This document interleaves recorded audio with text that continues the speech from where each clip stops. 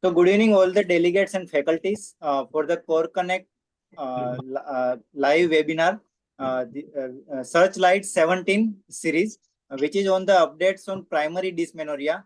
And this webinar is initiated by Cancer Prevention and Relief Society in association with Bhimavaram, Hapur, Haridwar, Himmatnagar, Hingoli, Hisar, Imphal, Islampur, and Jalandhar Obstetrics Gynae Society.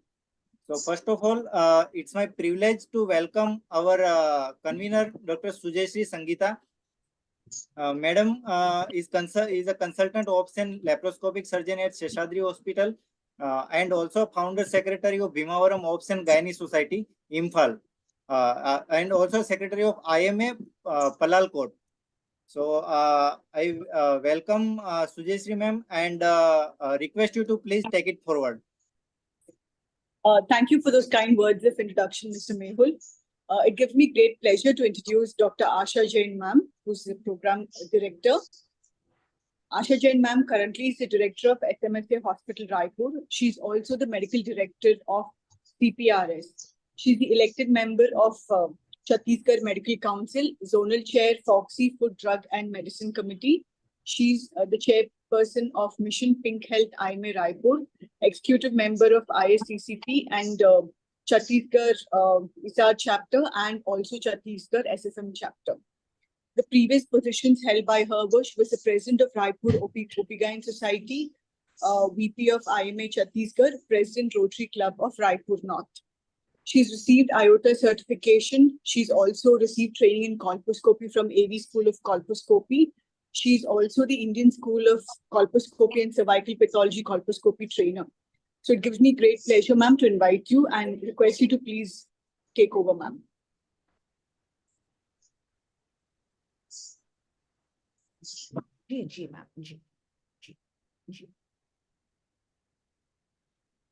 Thank you so much, Dr. Sujeshri. So we would start the program officially by seeking blessings from the divine. Vakratunda महाकाय सूर्यकोटि समप्रभा निर्विघ्नं कुरु मे देवा सर्वकार्येषु सर्वदा.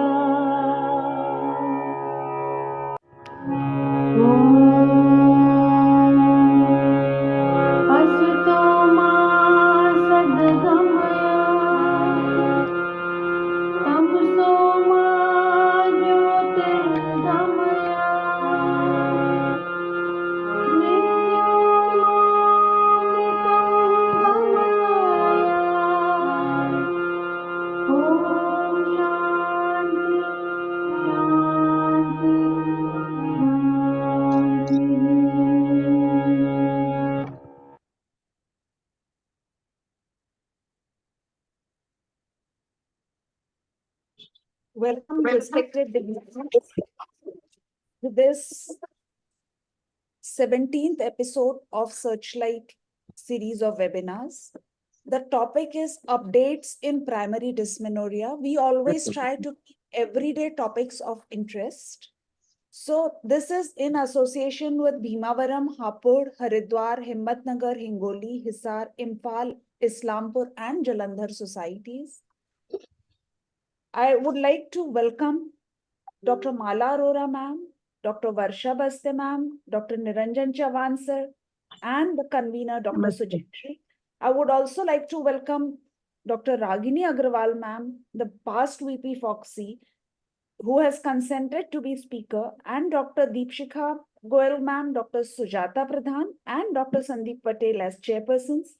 Our second speaker, Dr. Taru Gupta ma'am, who has responded on a single phone call. She is HOD of ESI Medical College, Faridabad, and I've heard she's a great speaker.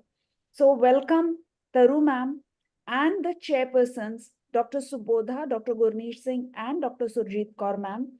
I also welcome our experts, Dr. Ruchi Bhargav ma'am from Jalandhar, Dr. Helen Kemei from Imphal, and Dr. Sarfaraz Kazi from Himmatnagar Obstetric Gynae Society. Welcome also to my expert panelists, Dr. Uma Sharma ma'am, who's the president of Hapur Society, Dr. Namita Agrawal, Secretary Hapur Society, Dr. Sangeeta Singhal, President of Haridwar, Dr. Vishang Patel, Secretary, Himmatnagar, Dr. Sonali Damkondwar, who's the President of Hingoli, Dr. Vidya Rani Bangar, Secretary Hingoli, Dr. Kumandam Devi, who's the Secretary of Imphal, Dr. Mansi Mandale, Treasurer of Islampur, and Dr. Sukriti Sharma, who's the Secretary of Jalandhar Society. I hope maximum would be able to join us. Welcome, everyone. And Dr. Mala Arora ma'am just gave me a call that she is down with a severe flu and she's unable to speak. So we would just take her CV. She said, I give you my blessings, but I'm unable to speak. So I would just read out her CV before we proceed to our guests of honor. Ma'am Mala Arora is the past chairperson of ICOG. She was Vice President Foxy 2011, Editor Yearbook 2018, 19 and 20, Co-Chairperson WCRPL 2023. We all know of her great work on recurrent pregnancy loss. Years back, 2003 onwards, she's the Chief Editor of World Clinics and Obstetric Gynecology, Volume 1 to 10. She has the DC Datta Award for Yearbook of Obstetrics and Gynae, 18, 19, and 20, Chief Editor for First Trimester of Pregnancy and Hyperhomocystinemia. She's also the Associate Editor, International Journal of Infertility and Fetal Medicine, Peer Reviewer, British Journal of Obstetric Gynecology, and Journal of Human Reproductive Sciences. A very, very accomplished person. She would have been here but for her viral. So welcome, ma'am. We take your blessings with us as we go forward in this webinar. Now, I would like to introduce Varsha Baste, ma'am. Namaste. Namaste, ma'am. Thank you so Yes, much for accepting to be with us today. my We pleasure. all know she is the VP-elect Foxy, and she's a practicing gynecologist and infertility specialist in Nashik since the last 30 years, director of Baste Maternity Hospital and Pushpa Fertility Center. She has credit for the first ICSI PGD baby in North Maharashtra way back in 2003. Past president, Nashik Society 2014, chairperson Foxy IAEC 2019 to 22. She has the prestigious Dr. Anandibai Joshi Awardee, Amox V for Sri Puraskar by the Governor of Maharashtra, Champions of Foxy Award, Foxy Excellence Award. She's organized many conferences and we all know her for introducing Raj Yoga to all Foxians. So Yes. welcome, ma'am. We would like to have your blessings. Thank you so much. Good evening, dear all. And I can see the gathering of massive faculties over here that tells work done by Dr. Asha Jain, such an active academician. And the topic also is the updates on primary dysmenorrhea. That is really basic and much needed for each and every gynecologist. And this webinar has chief guest Dr. Mala Arora, but unfortunately she's not there, but she is such an exemplary person, having thorough knowledge and in depth of knowledge, and such a lovely my friend, and also Raj Yogini. Like I'm sharing, I'm another guest of honor is Dr. Niranjan Chavan, who is also such an active Foxy leader. And I really wish him all the best for his further endeavors. Our convener is, I know her, Suhasi, best wishes to her. She has done tremendous work that is seen on this brochure itself. My great friend, Dr. Ragini Agarwal, is a great orator, and she will definitely give justice to this topic of etiopathogenesis of primary dysmenorrhea. Deepshika Goyal, I know all my friends are here. Sujata Pradhan, Sandeep Patel. Also, the next session is by Dr. Taru Gupta, and the panel discussion is by Dr. Asha Jain herself, and so many societies. And I can really, I'm wondering how many people you could gather, Dr. Asha Jain and all the organizing people in this webinar, Bhimavaram, Hapur, Haridwar, Himmatnagar, Hingoli, Hisar, Imphal, Islampur, Jalandhar, वो तो India ही collect कर लिया आपने. But I'm really happy to be here, and really, I'm happy you are doing wonderful webinar, Dr. Asha, and I wish you all the best for your further election. And you are really a great person, having great academic credentials. I wish you all the best, and thank you for having me here. I'm honored to be a guest of honor. Over to you, Dr. Asha Jain. Thank you so much. Thank you so much, ma'am, for all those kind words. Thank you so much. It's actually fun to get the whole thing together. And when we have East, West, North, South, the amalgamation we have is really all of India. Yes. So, maybe have Niranjan sir CV, please.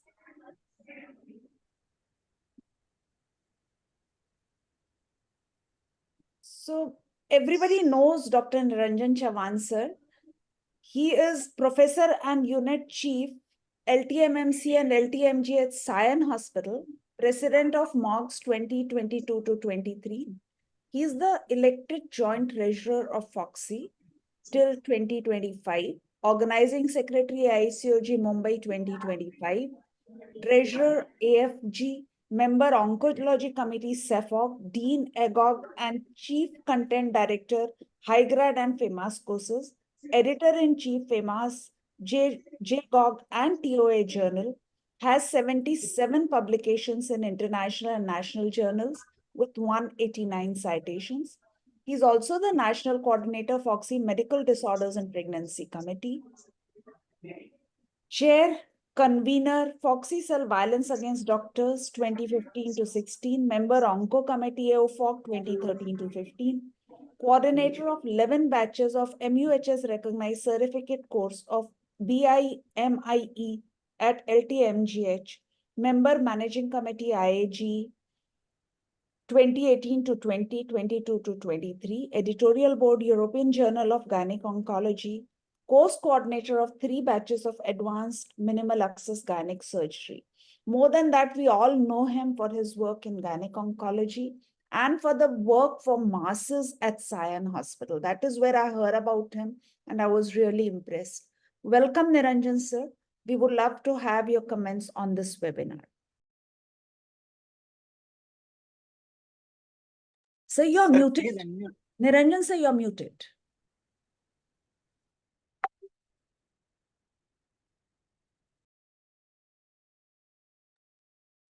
So you're still muted. Yeah. Thank you so much, Dr. Asha Jain. It's a pleasure to be there with you today on the program of Searchlight 17 updates on primary dysmenorrhea in association of so many societies. You have already named them, so I don't want to be a barrier between the delegates and this program. Thank you, Dr. Varsha Baste. You have been a kind human being. And as you said, as a Raj Yogini, I remember those days in COVID times. You have done wonderful work. Now, as a vice president, Thank you so much. It's great to see you on the same platform as me. Dr. Mala Arora is not there, but her blessings are there always. And I find that the speaker is none other than the vibrant Haryanvi, Dr. Ragini Agarwal. Yes. And she is our colleague, and she is going to speak on etiopathogenesis of primary dysmenorrhea. Of course, we have the convener, Dr. Sujaya Sri Sangeeta. Thank you so much for inviting me today. And then we have speakers like Dr. Taru Gupta and Dr. Asha Jain herself moderating different situations of primary dysmenorrhea. And it's a total win-win situation where you have discussed, where you're going to discuss the next 2 hours, the whole gamut of primary dysmenorrhea and the causes, the effects, the etiology, the pathogenesis, the management. And I'm sure the delegates are going to go back home with a lot of knowledge, which they will utilize that in their day-to-day practice. So I'm really very, very happy to be a part of this as a guest of honor. And I wish Dr. Asha Jain all the best for her future endeavors. And I'm sure she'll come out with flying colors. I don't want to name so many of members who are Foxian, but I really appreciate their efforts and the dedication that they are taking out the time to be with all of us. And this will be a recorded video YouTube. I'm sure it will be beneficial for all the members later on also. So thank you so much. All the best and see you all soon in AICOG Mumbai. Thank you, We sir. all welcome you. Thank you. We all welcome you. We are expecting 13 to 14,000 gynecologists from all over the world. And please do come and enjoy scientific fiesta. Thank you, sir. Thank you Sure. so much. Thank you. So with this, we have completed our inauguration. I thank the dignitaries, Varsha ma'am and Niranjan sir for gracing the occasion. Now, I would like to request all the viewers who are on YouTube, you can like and subscribe. You can also type in your questions, which we will be taking after the session. So you can type in your questions and we will take them at the end of the session. Over to you, Sujit. Thank you, ma'am. So we proceed to the next segment. Session 1 is etiopathogenesis of primary dysmenorrhea. So I would like to introduce the chairpersons of the session. Firstly, we have Dr. Deepshika Goyal. Ma'am has completed her graduation and post-graduation from MLN Medical College, Prayagraj. She's a consultant at Midden Nursing Home. She's been working since the last 31 years in Hapur. She's currently the secretary of Hapur Obstetrics and Gynecology Society. She's also a member of Hapur Menopausal Society. Welcome, ma'am, to today's session. Next, we have Dr. Sujata Pradhan Sehgal. Ma'am is a consultant gynecologist at Ayurveda Clinic, Haridwar. She's currently the secretary of Haridwar Obstetrics and Gynecology Society. She has been the past treasurer of the same. She has served as a medical officer in Indian Army, has been an ex-SR at Army Hospital, Delhi Cantonment. Welcome, ma'am. Lastly, we have Dr. Sandeep Patel, who is currently the president of Himatnagar OB-GYN Society. He has an experience of 15 years. He has his private practice in Idar, Gujarat. He has been the past president of the same society. He has also been a past president of Idar IMA branch. He has been an organizing vice chairperson at SOCOG, special interest in laparoscopy and fetal medicine. Welcome, sir, to today's session. I request one of the chairpersons to please introduce the speaker, Dr. Ragini Agarwal.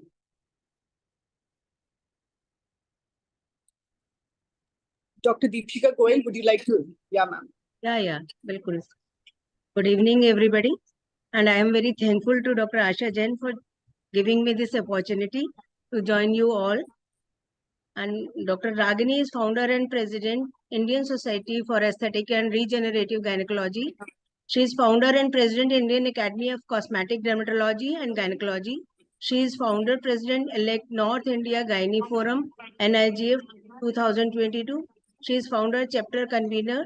She is general secretary-elect, IMS 2425. She is vice president, FOXY 2020. And she is founder, committee chairperson, Aesthetic Health, Indian Menopausal Society. She is founder, president, Association of Obs and Gynecologists, Haryana.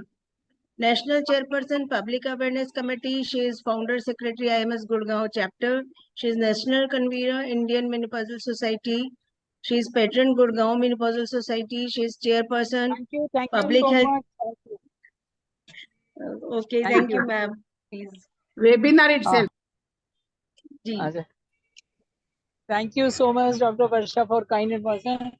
And thank you so much, Asha ji, for giving me this opportunity. But the problem is that I don't have my slides with me. Please bear with me because my brother has some problem. I have to go to my native place. I will speak like this. It will be do Yes, ma'am. Sure. without slides.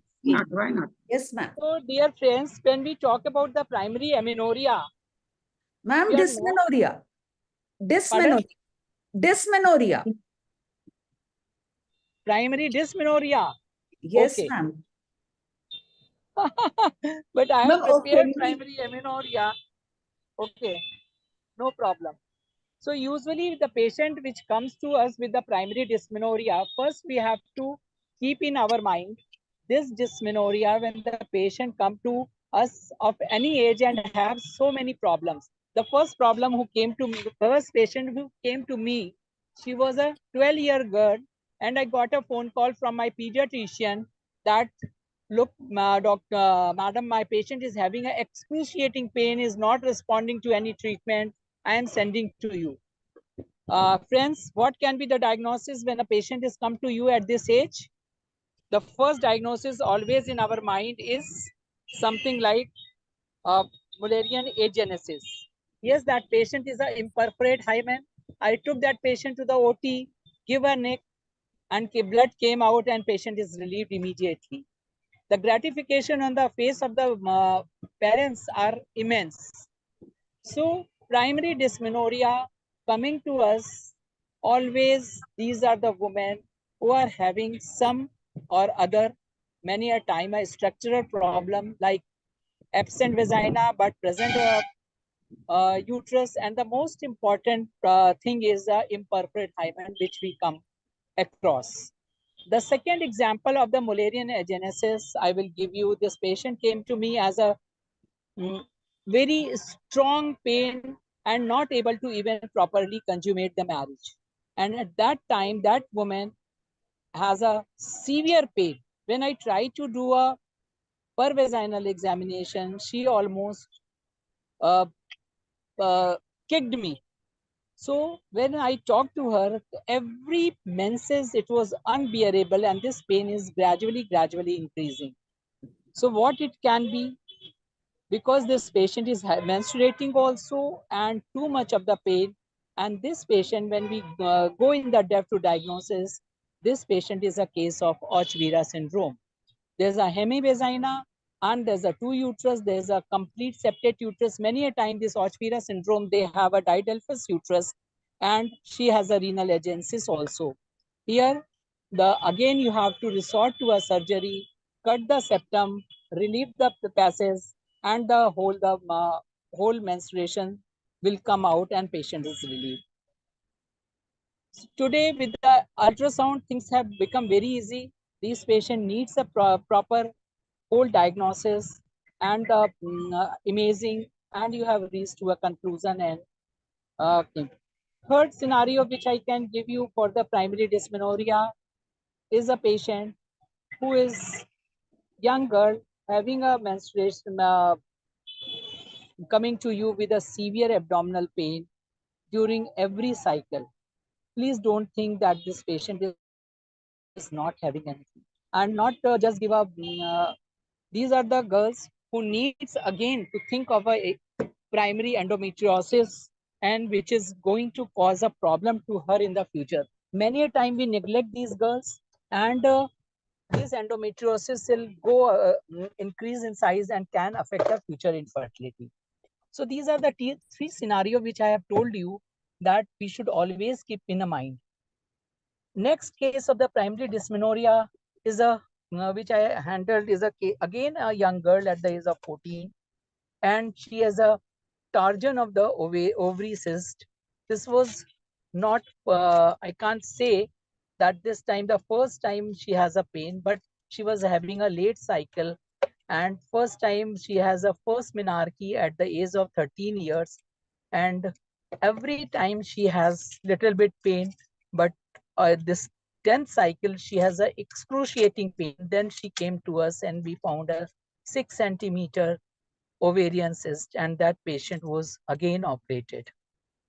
And when we operated, we found this simple cyst has a chocolatey fruit. So what I am trying to give you a practical scenario, not the theory which we all can read on the internet today, because every theory is there on the internet. Any patient coming to us with a primary dysmenorrhea is usually a young patient, and these young patients we have to investigate in detail those young girls with the amazing and accordingly act.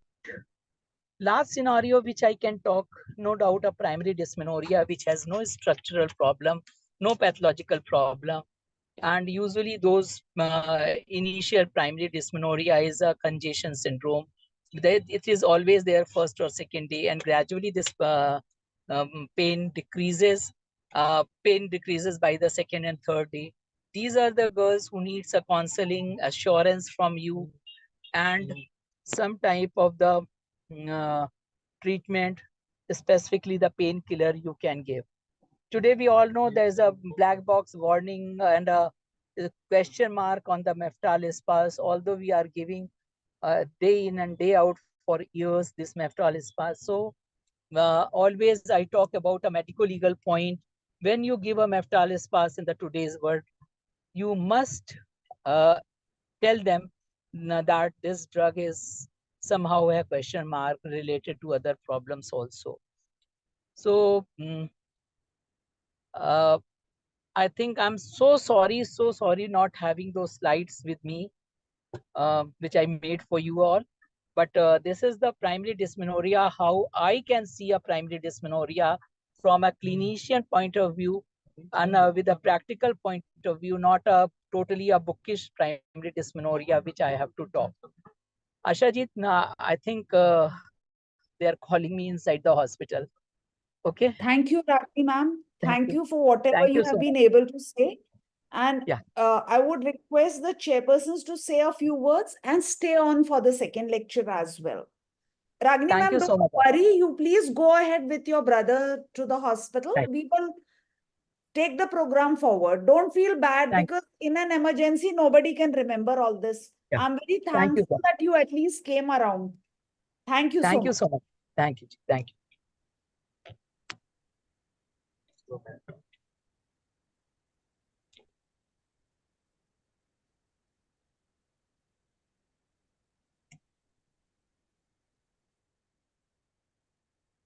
So we'll go ahead with the next session.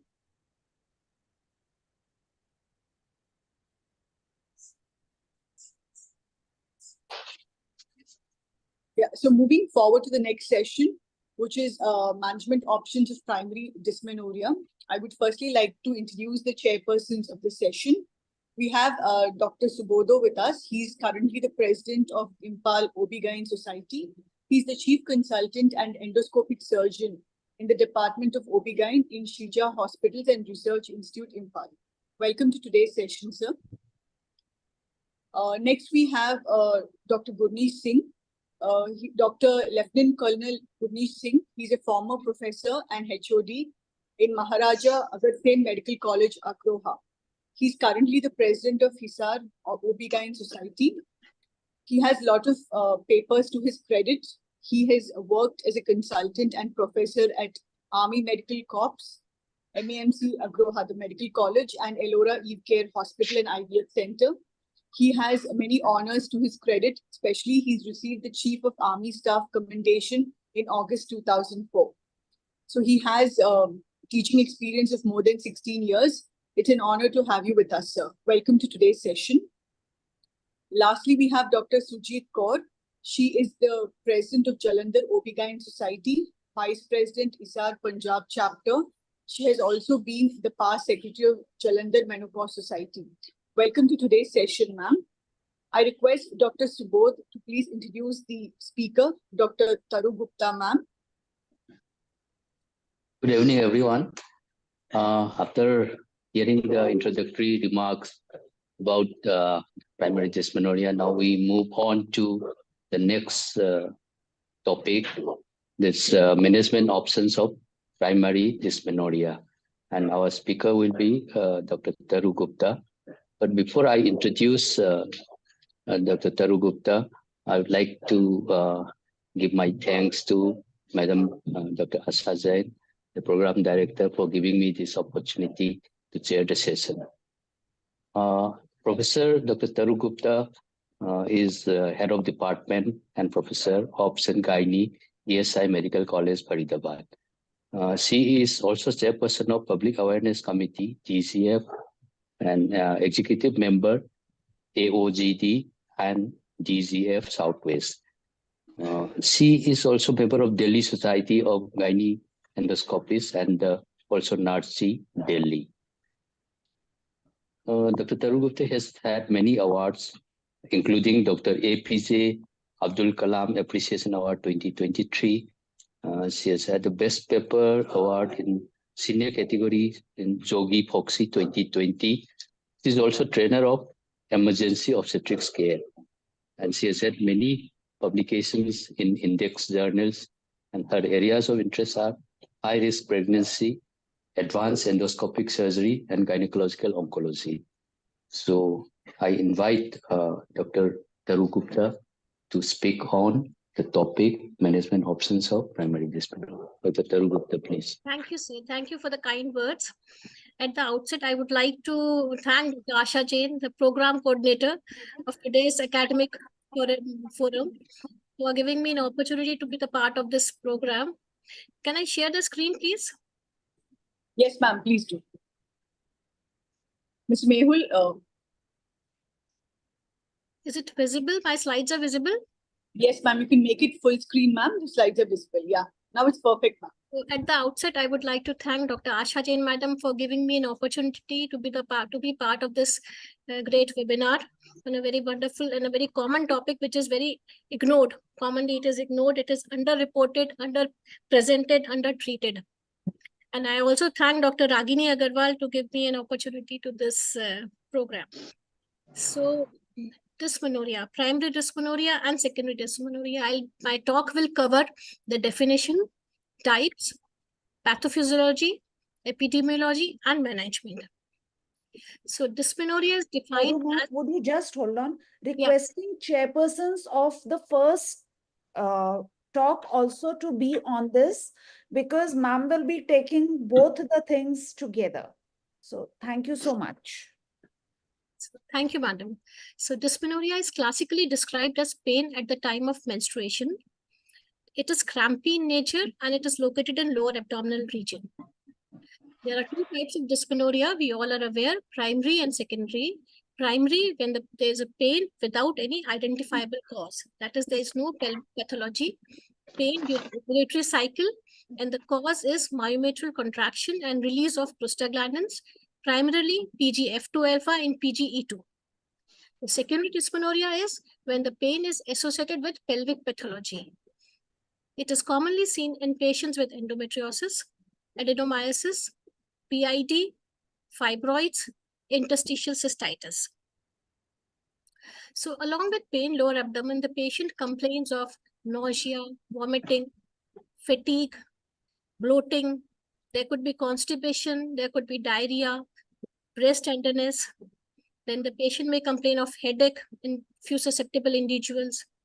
There could be mood disorders like anxiety, depression, irritability, and mood swings. So all these things are reported by patients. So coming to case one, a 16-year-old adolescent with complaints of severe lower abdominal cramp every month, 2 to 3 days prior to the onset of menstruation, gradually decreasing after the onset of bleeding, intermittent in nature, and associated with fatigue and nausea. So this is a typical picture of primary dysmenorrhea. So symptoms as described for primary dysmenorrhea are the menstrual pain, which begin within few months or within 2 years of menarche. So the younger age group will have primary dysmenorrhea. As the age advances, the frequency of primary dysmenorrhea decreases. Pain starts right before menstruation or at the onset of menstruation. It is located in the lower abdominal, can radiate to back, inner thigh, or both. Pain seldom lasts more than 72 hours. It is episodic and crampy in nature.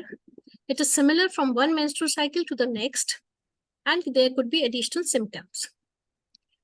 On the other side is case 2, which is 35-year-old lady, para 2, life 2, with complaints of abdominal pain, gradually progressive, starting 8 to 10 days prior to menstruation and increasing with time. It may last throughout the cycle. It can be associated with pain during coitus or with painful defecation. So there is a pelvic pathology which is responsible for secondary dysmenorrhea. Now, coming to the pathophysiology, it is basically once the patient ovulates, there is presence of progesterone, and if there is no conception, so the corpus luteum disintegrates, the progesterone decreases, and it leads to shedding of endometrial lining during the menstruation. So it results in release of prostaglandin F2 alpha and E2, which causes increased myometrial contraction, which leads to vasoconstriction and uterine ischemia. So the uterine ischemia, it results in production of anaerobic metabolites, which stimulate the pain receptors and causes pelvic pain. The prostaglandins also cause hypersensitization of the nerve fibers to pain. So this is what I said, that progesterone fall causes endometrial sloughing, leading to release of lysosomal enzymes. And this lysosomal enzymes, they degrade the cell membranes with the which releases arachidonic acid, which is the precursor of prostaglandins. Like in this slide, you can see there's a release of activation of phospholipase A2, which causes release of arachidonic acid, and which finally leads into conversion of different types of prostaglandins. And the pain is primarily because of PGF2 alpha and PGE2. In this slide also, we can see that the similar thing, what I said, and it is the leukotrienes and prostaglandins interplay, which results in ischemia and pain, and it affects the quality of life of women.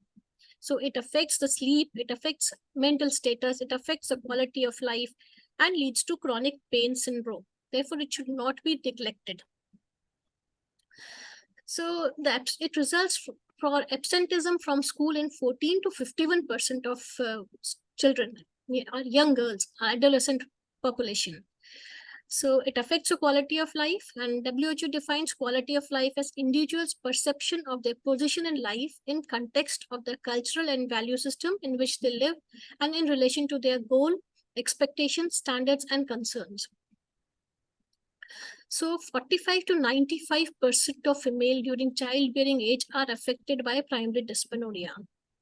2 to 29% experience severe pain. 70 to 90% are less than 20 years old, 24 years. And we also heard that there is always a debate regarding the period leave or menstrual leave, which has got the attention of many people. So in many countries, in fact, they are working towards this. And Spain is one of the countries where they give menstrual leave or period leave for 3 days in a month to each. It may be paid, it may be unpaid, but leaves are given legally to the female woman population. Now, with this brief etiology, I am coming to the management of primary dysmenorrhea. So primary dysmenorrhea, the aim is to provide dysmenoric female adequate pain relief that permits them to perform usual activities, improve their quality of life, and decrease their academic and work-related absenteeism. So both pharmacological and non-pharmacological, complementary and alternative therapies, they are the potential options for management. The first-line therapies recommended are non-steroidal anti-inflammatory drugs and hormonal contraceptives. So, since they both inhibit the production of prostaglandins. We all are managing these patients, but still somehow we neglect these patients, and the patients too do not come for the management. They suffer. They take it as a thing that females have to suffer. This is a regular thing, and we have to suffer. We have to go through this phase each cycle. So for females with typical medical history and typical presentation of primary dysmenorrhea, we do not need any testing. It is preferred to initiate empiric therapy with either NSAIDs or hormonal contraceptives. There is no evidence favoring efficacy of either NSAID or hormonal contraceptive over the other. If treatment with one modality fails or proves to be inadequate after a period of 3 to 6 months, patients' adherence to the therapy must be assessed before switching to other modality. If the patient is symptomatic on one regime, then we can go ahead with combination of both the things, NSAIDs plus hormonal contraceptive. To optimize treatment efficacy and ensure patient satisfaction, it is always recommended that we need to do a shared decision-making. A doctor-patient shared decision-making is very important. We need to educate our women, our girls about dysmenorrhea, why, what is the cause, what are the treatment options, what are the adverse effects with the drugs, so that they can take the call. because one of the modalities is hormonal contraceptives. So we have to take into consideration the patient choices, her preference, her desire for contraception, MSc criteria. So all these things to be considered. So all the major societies, ACOG, SOGC, American Society of Family Medicine. So all these, they recommend that extremely effective empiric therapy use either NSAIDs or hormonal contraceptives for 3 to 6 months. So NSAIDs, we all know that menstrual cramps and intensity of pain, they are correlated with high concentration of prostaglandin F2 alpha and E2 in the endometrium. So NSAIDs are considered as a cornerstone in the management of primary dysmenorrhea as they inhibit the action of cyclooxygenase. They reduce prostaglandin synthesis. They too have direct analgesic activity, but definitely they have adverse effects like GI disturbances. So they can be given with meals or after meals, or a proton pump inhibitor may be added. If intolerant, we can give them acetaminophen, which is crocin, which is a mild analgesic. So this slide shows a list of drugs which are approved for use in dysmenorrhea, COX-1 and COX-2 inhibitors. So among them, what we generally use is mefenamic acid. So mefenamic acid either in as a meftalspaz, which has dicyclomine plus mefenamic acid, or dotin M, which contains dotaverine with mefenamic acid, which we commonly advocate and we use in our practice. So the drugs flurbiprofen, it is also available in market. It is also given as a optimal drug for dysmenorrhea. So this is a drug with doses which is approved by FDA. Regarding NSAIDs, it is very important that the timing is very important to predict its efficacy. So for optimal treatment efficacy and safety, they should be initiated 1 to 2 days prior to the predicted onset of menses, administered with meals to decrease adverse event, and regular dosing regime should be given for first 2 to 3 days. Because once the cascade COX-2 cascade will start, then the effectivity will decrease. So before start of periods, it should be given. And once the cascade is started, then there will be a gradual or incomplete suppression of the cascade. So a scheduled dose regime is recommended. It should be started 1 to 2 days before the onset of menses, and a higher loading dose followed by low dose. That is, you saw in the slide that for mefenamic acid, the advocated is 500 milligram, then 250 milligram every 6 hours. Similarly, for all drugs, you can see initial there is a higher dose followed by a lower dose instead of traditional same dose regime. It should not be given like as needed basis as we propagate of what we practice. Jab bhi pain ho tab le lena. So this is the practice which we follow, and this is what is evidence-based medicine says, that it should be a scheduled regime. Most optimal is flurbiprofen and tiaprofenic acid. And it is said that if the patient has side effects or with normal other NSAIDs, or she is having peptic ulcer disease or coagulation abnormalities, then a COX-2 inhibitor, which is expensive and not freely available, celecoxib, is said to be reserved for those women. Coming to hormonal contraceptives, they are also considered as first-line therapy for management of dysmenorrhea unless contraindicated. They are recommended for women who need contraception, for whom the contraceptives are acceptable, or who cannot tolerate or not responsive to NSAIDs. Hormones containing estrogen and progesterone are effective in managing dysmenorrhea. We all know that they will cause anovulation, and they will suppress endometrial proliferation. So they will decrease the prostaglandins, they will decrease progesterones, which are causative agent for dysmenorrhea.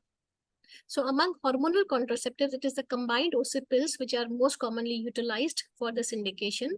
And the relief of symptom is even seen with the low dose pills, that is, which contain 20 microgram of ethinyl estradiol. So COCs are effective in 70 to 80% of women. Mechanism, as I already said, it decreases, it inhibits ovulation, decreases prostaglandins, progesterone, and vasopressin production. It can be given orally, intravaginal ring, or patch. Extended use OC pills are more effective than the cyclic use, like seasonal. We know that we can give it continuously for 3 months. So it will decrease periods and it will cause an evolution, and there will be no periods, no decreased progesterone, prostaglandins. So the patient will be symptom free. Definitely there is a risk of DVT.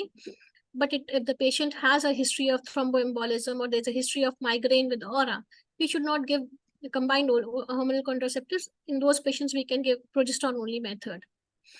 The etonogestrel implants available by Implanon, it is effective at DEMPA, then progesterone-only pills or LNG intrauterine system, they are also very effective.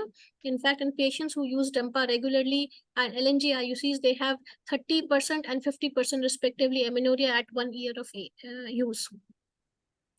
So this is a list of hormonal contraceptives which is approved for treatment of primary dysmenorrhea. We can see it is combined ossipils, monophasic or multiphasic, extended cycle ossipils, then other hormonal contraceptives like Implanon or Nexplanon, then Nuva ring, which contains both estrogen and etonogestrel, then Mirena or Dampa injections. They all can be used for dysmenorrhea.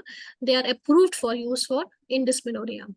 Side effects we are aware, and we have to counsel the patient regarding this to increase the adherence and compliance issue. Now, there are few drugs which are used off-labelly, nitric oxide donors, like they also, it is said that they cause, we know that nitric oxide causes smooth muscle relaxation and vasodilation. So GTN patch, the glycerol trinitrate patch, available 0.1 milligram, it is effective in 90%, but 25% of users, they complain of headache.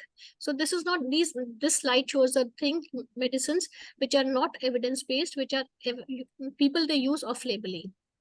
So magnesium is also said to decrease menstrual fluid prostaglandin level, causes muscle relaxant and vasodilatation. Then calcium channel blocker nifedipine into 20 to 40 milligram doses. It decreases prostaglandin, but the side effects, transient flushing, tachycardia, and headache with higher dose. Vitamin E is also said to be helpful. In 200 milligram to 400 international units, it increases the production of prostanoid vasodilators, that is prostacyclins, and decreases prostaglandins. Therefore, it improves the oxygen delivery to myometrial cells. Then the other herbal things, ginger and herbal rose tea, sweet fennel, seed extract, fish oil, omega-3 fatty acids, their use has also been given in literature. Now coming to non-pharmacological interventions like yoga, meditation, then eating healthy food, green leafy vegetables, adopting healthy lifestyle, exercise, they play a very important role. They increase blood flow, they increase endorphin release, they lower stress and anxiety. So it is very important, and we have to tell our patients and girls to follow exercise schedule and adapting healthy diet. So for adolescent, they say that they have to at least practice 60 minutes each day, moderate or with vigorous intense aerobic physical activity, and adults should preferably do 2.5 hours per week of moderate intensity or 1.5 hours per week of vigorous intensity. A word about TENS, a transcutaneous electrical nerve stimulation. It is a non-invasive treatment modality proven effective in reducing menstrual pain. It needs a small battery-operated portable device which is applied to pelvic surface through electrodes which deliver electric currents. So high-frequency TENS, that is 5 to 50 hertz, it is used as the protocol, and it is helpful in 30% of women with severe dysmenorrhea, and it lowers the dose of NSAIDs to manage. So basically, it sends electrical impulses through the sensory fibers of the nerve root. So the threshold of reception of signal is elevated. So pain is not perceived. It also simultaneously releases endorphins, reduces pain, and it reduces uterine muscle hypoxia by increasing local vasodilatation. So these three mechanisms are described in literature. So basically for this, the patient does not need to be sedentary. वो अपने आप अपना TENS का लगा के pads, electrical pads, she can go to work, she can go to school. So this is a thing which can be given to young girls. It does not need that patient should be in bed or patient needs admission. Now, about acupuncture and acupressure. So both these methods, they stimulate designated anatomical locations that relieve pain. So various points have been described. And acupuncture, it uses thin needles at these points. Acupressure uses firm massage. So basically the mechanism is that they alter pain modulation, increase in uterine blood flow, decrease prostaglandin. So the frequency described is that for acupuncture, once per menstrual cycle, to daily for 7 days, or acupressure 1 minute to twice daily or up to 5 times per day. Now, topical heat, majorly practiced. So local heat, it increases the blood flow, it improves tissue oxygenation, and has a dilutional effect on intravascular prostaglandins. So nowadays, the heat wraps or patches are also available. So the patient is mobile. These patches are thin and they can be worn under the clothes. So it is inexpensive, easily accessible, and can be used in combination with other treatment modalities. So the algorithm is that first number was we have to diagnose primary dysmenorrhea based on the symptom presentation. We need to offer them NSAIDs. For example, we can give ibuprofen 400 to 600 milligram every 6 hourly, and we can continue with this for 3 to 6 months. If the patient does not respond, then we can switch on to hormonal therapy. If the patient needs contraception, then the first drug would be hormonal therapy. And together with adjunctive therapy, reassess at 3 to 6 months. If there is a positive response, then we can continue. If the response is suboptimal, then we need to reevaluate. Now we have to examine the patient. We have to do investigations. We have to do imaging. And we have to know the secondary cause, because the cause for secondary dysmenorrhea is always a pelvic pathology. Surgical interventions very, very rarely needed for primary dysmenorrhea, but described in literature like Luna and the sacral neurectomy, the sacral nerve ablation. They basically involve the interruption of cervical sensory pain fibers through the transection of afferent type fibers, either in the uterosacral ligaments. Follow-up is very important, because we need to follow these patients closely, and they can be followed by visual analog scale or numeric rating scales. Both these scales are reliable, valid, and simple tool, and this should be assessed at the first visit and then after treatment also on subsequent visits. So key points is that for managing primary dysmenorrhea, it is a common disorder of reproductive age. It usually go underdiagnosed and untreated or inadequately treated. It negatively affects quality of life. Treatment is mainly based on pain relief. So in typical presentation, empirical therapy, and there is no one-size-fits-all algorithm. And generally, we give NSAIDs and hormonal contraception as first line. Patient declining for contraception, hormonal medicine is number one, which should be given, but we need to consider the MEC criteria. For patient not desiring contraception, definitely the NSAIDs are the first line choice. Additional treatment, they are used in concert to provide additive benefit. Now, the take-home message is dysmenorrhea severely impairs quality of life of adolescent and women in reproductive age group. Constant social debate is about the need to recognize the same and provide leave or sickness benefits. They are manageable with pharmacological, non-pharmacological, and surgical methods. Always keep patient informed and help them in making informed decisions on managing the same by providing feasible options. Explain the risk-benefit ratio of each modality of the management, and counsel regarding importance of healthy lifestyle as preventive method at early adolescence itself. So it is very important that they adopt a healthy lifestyle so that they can prevent many things in life. So with this, I conclude, and thank you so much. Thank you for the patient hearing. Thank you so much, ma'am. Over to all chairpersons for your comments and if you want to ask any questions. All chairpersons may please interact. First of all, I will like to thank Dr. Asha Jain for organizing such an important webinar on primary dysmenorrhea, which is a neglected topic, but very important. And I will also thank Dr. Daru Gupta for such a detailed presentation, almost covering up all the aspects. But certain aspects I wanted to highlight, like in the risk factors for the primary dysmenorrhea, it is low BMI, high BMI, age less than 20 years, family history of dysmenorrhea in the family. So all these are multifactorial factors. So genetic factors and environmental factors, both are important as far as its etiology is concerned. And second, I was saying that whenever we try to treat this dysmenorrhea along with the drugs, I think it is also important to give them psychological benefit. sometimes just sitting along with the daughter also helps her a lot. Not only giving her one tablet of Brufen and all. That's all. Thank you, sir. Thank you, sir. The others could please, yeah. Thank you, Dr. Asha, for providing this virtual platform to all of us. It was very informative and very good lecture by Dr. Taru. And she has given all the details of the primary dysmenorrhea, especially in the young girls. It is really bothersome problem for the girls, missing the school and everything.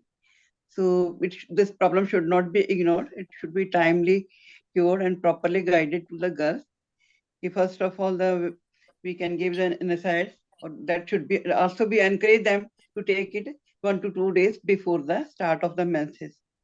So if it is not relieved, then OCP and all other so much details we have come to know. Thank you, ma'am. Thank you, ma'am. Thank you so much. Dr. Sujata, would you like to say something? Dr. Sujata Pradhan. Dr. Subodha, sir, would you like to add something? Congratulations, Dr. Taru Gupta, for the beautiful discussion on the different management options. She has mentioned about many non-pharmacological management options of this primary dysmenorrhea. And from my practical experience, I would also like to emphasize on this importance of this psychological support, is Dr. Gurneet Singh has also rightly pointed out. Proper counseling and giving psychological support and telling them that it's not something to be dreaded about, is not a very pathological problem, and with good counseling and giving a support, psychological support, we can manage most of the cases which I have encountered. About the drugs and the other modes of therapy, she has so beautifully explained. So thank you once again. And if there are any other inputs, we can take it. Otherwise, we can conclude this session. I think we have Dr. Deepshika Goyal with us. Ma'am, would you like to add something?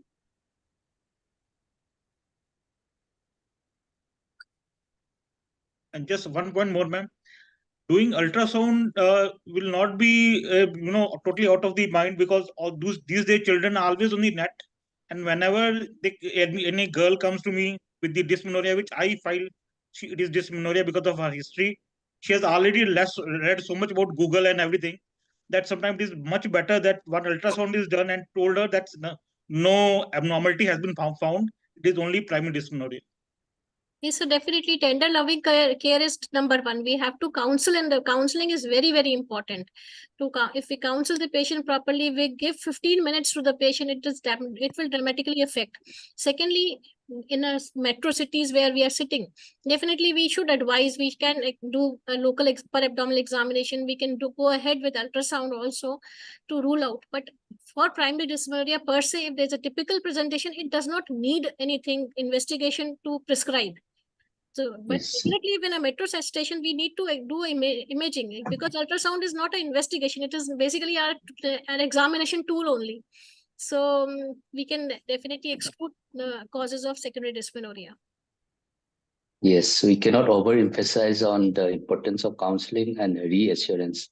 Yes. This will give a long way, in relieving their symptoms. Right. Thank you. Thank you, sir. Thank you for the inputs. Yeah, so we thank Dr. Taru Gupta, ma'am, for that wonderful talk. And I thank all the chairpersons for their active participation. So we'll move ahead to the final segment, which is the panel discussion.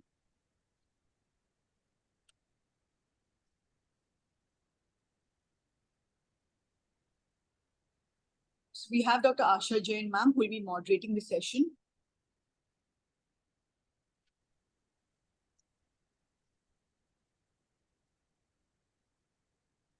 Thank you so much, Dr. Sujaya. My request to everyone present You're all welcome to pitch in. We have our respected panelists, our experts, and everyone present. I have already been introduced, and thank you, Sujya, for that. I request all of you to please support my candidature for Food, Drug, and Medico-Surgical Equipment Committee, FOXY. You will have the nominations in your hand in May. So nominations will be in May, and then the elections will be in August. Please do support. So I've already named everyone, and I'll take their CVs one by one. Our expert is Dr. Ruchi Bhargav ma'am. She is from Jalandhar, Director of Bhargav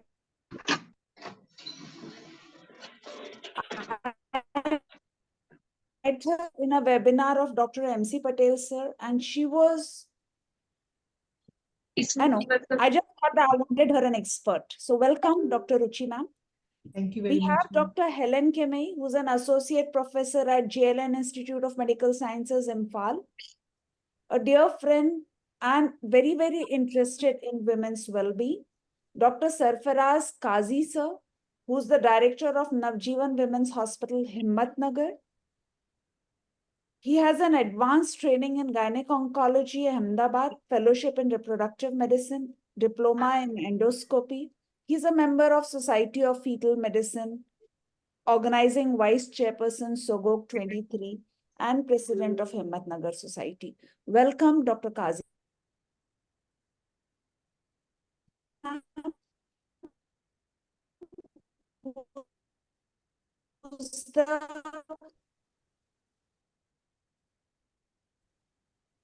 President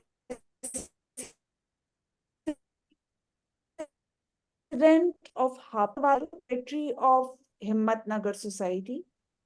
Dr. Sonali, President of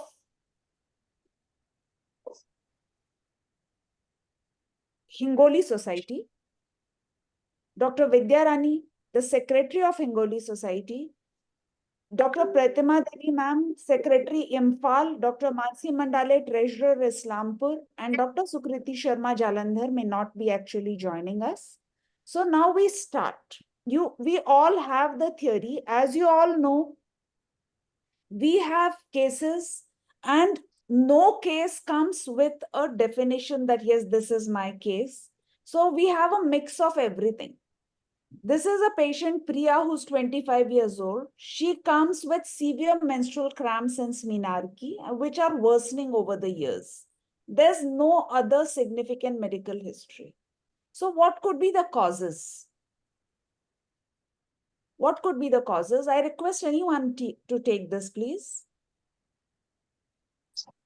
The cause could be anything. It can be either primary dysmenorrhea without any reason due to prostaglandins, as our eminent speaker said, or it could be due to endometriosis, adenomyosis, any history of PID, or it could be any other medical problem also, in my opinion. We So have then to rule how out are you each. going to, what are your investigations that you're going to do? If you want to differentiate, what are the investigations? The investigation of choice is ultrasound, of course. In a unmarried girl, transabdominal ultrasound will rule out endometriosis, adenomyosis, and proper history taking and counseling will tell us about PID and any other medical problems. And of course, the history taking will tell about any genetic problem of primary dysmenorrhea. Yes, Dr. Kazi, sir. Yes, the same thing I want to emphasize, that this patient may have primary or secondary dysmenorrhea, and first and foremost, we must have to take a detailed history. What are the type? What is the reason? And we have to do ultrasound to differentially diagnose whether there is any pathology which are causing this worsening over the years that you have mentioned, as her menstrual cramps are worsening over the years. So we must have to first differentially diagnose whether this is typically a primary dysmenorrhea or this is secondary dysmenorrhea.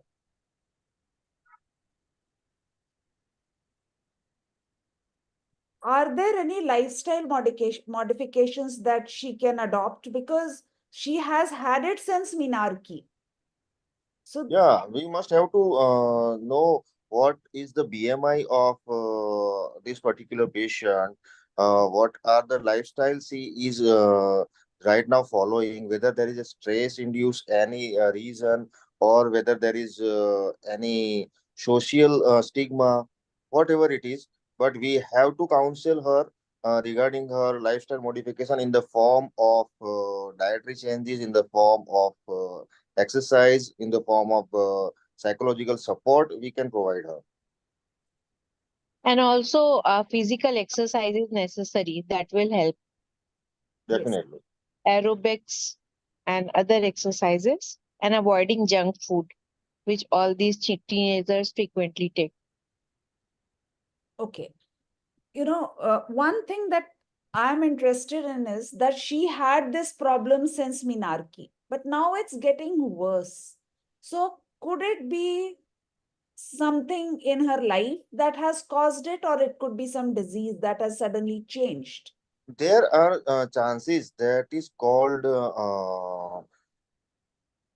central nervous system involvement, which day by day, if the primary dysmenorrhea is not going to be treated, there is the reason that pan threshold level decrease, and there are chances of visceral interaction that can cause day by day worsening in even in a primary dysmenorrhea.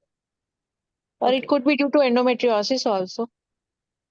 Yes. So are there any long-term complications associated with untreated primary dysmenorrhea? You have not treated her. She's on dard hua to ek goli khali shots. So are there any long-term complications? Yes. Infertility. No, she may develop psychological problems. She may develop sleep disturbance. She may develop depression, and that cycle goes on, and that can affect on her day-to-day lifestyle. That can affect on her work outcome, like that. Sonali ma'am, do you think you want Ma'am, to do you want to prescribe oral contraceptives on her?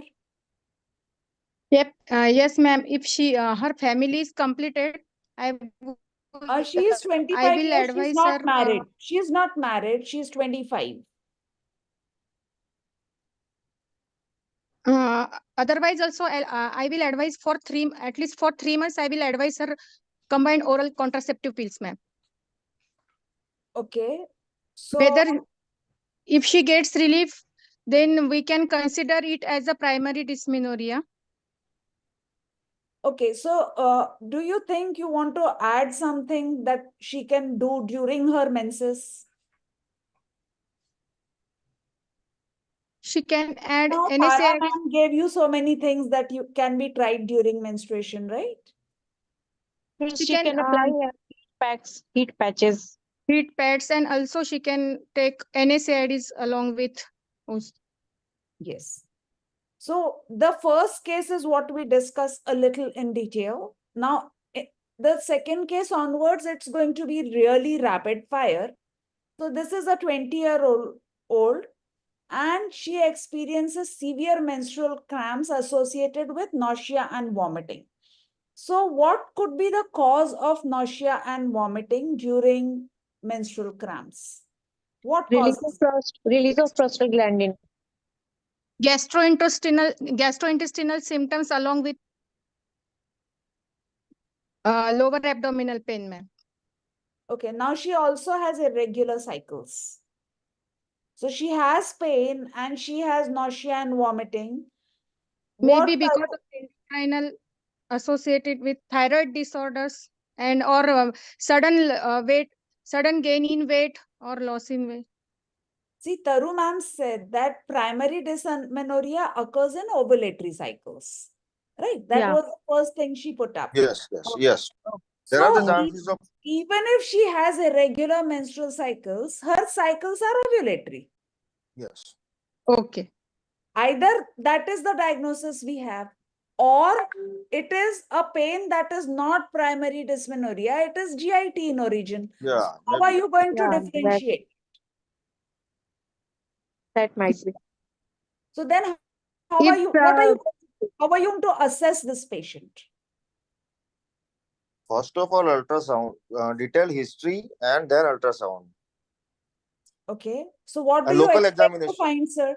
What do you GIT expect to symptoms. find? When There you may do be an ultrasound, what do you expect to find? maybe there are chances of any pathology like endometriosis, or we Sir, can see. here she has GI symptoms. Let us see If GI how will symptoms we GI? are only for the menstrual only for the menstrual cycle, then it may be related to primary dysmenorrhea. If these symptoms are for throughout the month she is facing, then it is means we have to rule out with gastroscopy or other.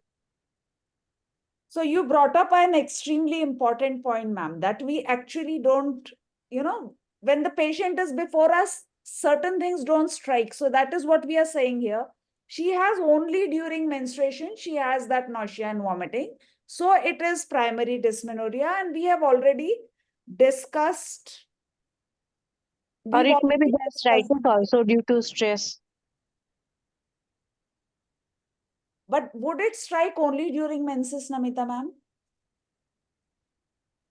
So if it Due is to if it is during menses only, then there are most probably chances of because of prostaglandins only. If there is yeah, no that was what I was telling. Due to because of P2 and PGF2 alpha, there is nausea and vomiting. Yes. Ruchi ma'am, would you like to add something to this case? Yes, ma'am. She is having moderate to severe cramps and happening only and accompanied by nausea and vomiting. So the first diagnosis comes to be primary dysmenorrhea. Now, she is having irregular menstrual cycles that could be related to some other hormonal imbalance also. We shall not try to put everything together and say making a one diagnosis. It could be a hormonal imbalance that is coinciding with her primary dysmenorrhea. So we have to keep this in mind.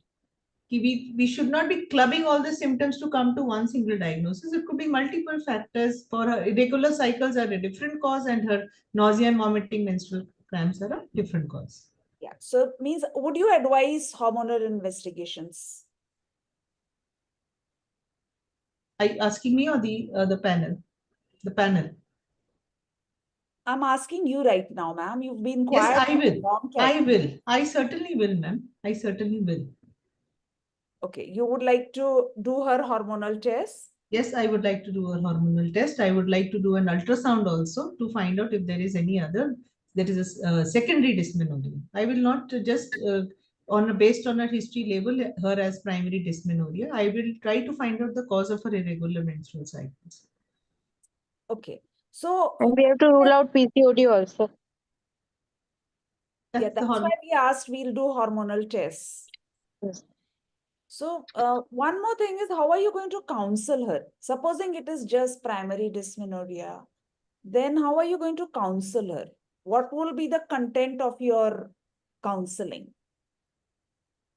She is a young girl, we have to remember, and so which is going to have an impact on her health, on her mental status, on her social status, on her work status. So she might be missing her days at work. So first thing is we have to take the scare out of her that this primary dysmenorrhea, and if she's unmarried, I assume, primary dysmenorrhea, it is a common feature amongst young girls, so you needn't be scared. And most of the time it improves after as age progresses, and as you get married, these things are relieved. So of course she should not be living in pain. So I will definitely tell her that the moment you know your period date is close by and you're going to start your periods, please start taking simple analgesics. Why should you suffer? So, and if she's taking, as I tell my patients, if you're taking analgesics for about say 2 to 3 or 4 days, I mean, what harm does it do? Your month goes very well, you are happy, cheerful, you are going to your workplace. What harm does it do to you? So we should not be living in pain. So that is, I'm going to tell her that please do this, plus exercise, and as sir said, BMI, very important for diet and exercise, no obesity, good food, good exercise, good pelvic exercises which help to relieve the pelvic congestion so that the blood flow is better. So alternative techniques like yoga is a very good exercise. When these children, they do pelvic exercises of yoga, they are reporting a good outcome. So I have to encourage her on that ground. Okay. So to me, the take-home message is that we should not underplay her symptoms, but we should adequately treat them and take the stress out of her. Yes. Right. Now, this is another patient. We are to case number 3. She has mild to moderate cramps, which have become more frequent in the past year. She also has a history of depression. Okay. Does the history of depression influence her experience of menstrual pain? Uma ma'am, aap bolenge kuch? Ma'am, you are muted.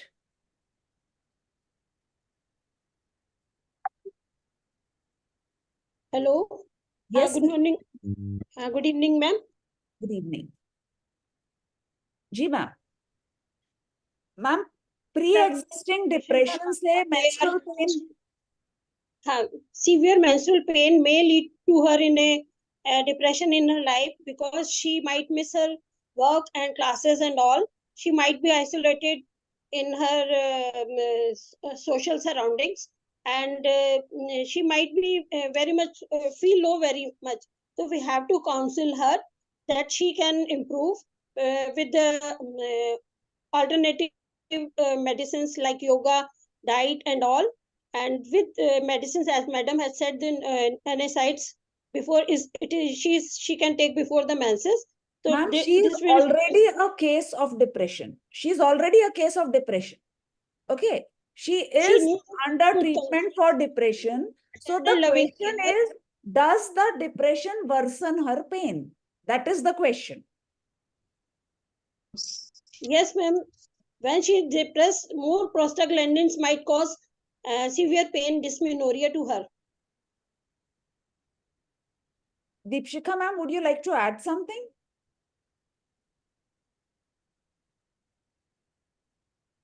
A very tender, loving care might help her to come out from her depression, and proper medicine, proper care and proper treatment might help her to cope up the situation.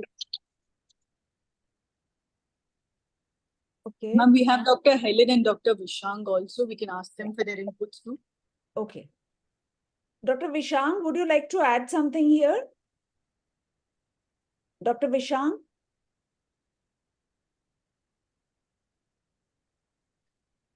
Dr. Helen, ma'am, would you like to add something? Yeah, definitely. Because when Madam Taru Madam had also, when she was giving her presentations, and I think this is a recurrent theme. Pain, any type of pain, we are discussing dysmenorrhea here, any type of pain definitely carries some psychological affliction if it is long term. So in this particular case, she already has a depression, and dysmenorrhea might be adding to it, or the chances are that it might aggravate her already pre-existing psychological intervention. So she needs psychological counseling. She definitely needs psychological counseling. At the same time, we should be treating her dysmenorrhea as per the guidelines. We can start with NSAIDs first, and because every guidelines are there just to help us out. So we can keep tailoring our management depending on her response to the treatment that we have given. Psychological counseling definitely will have a lot of impact if we can, if the patient receives it. In her case, I feel.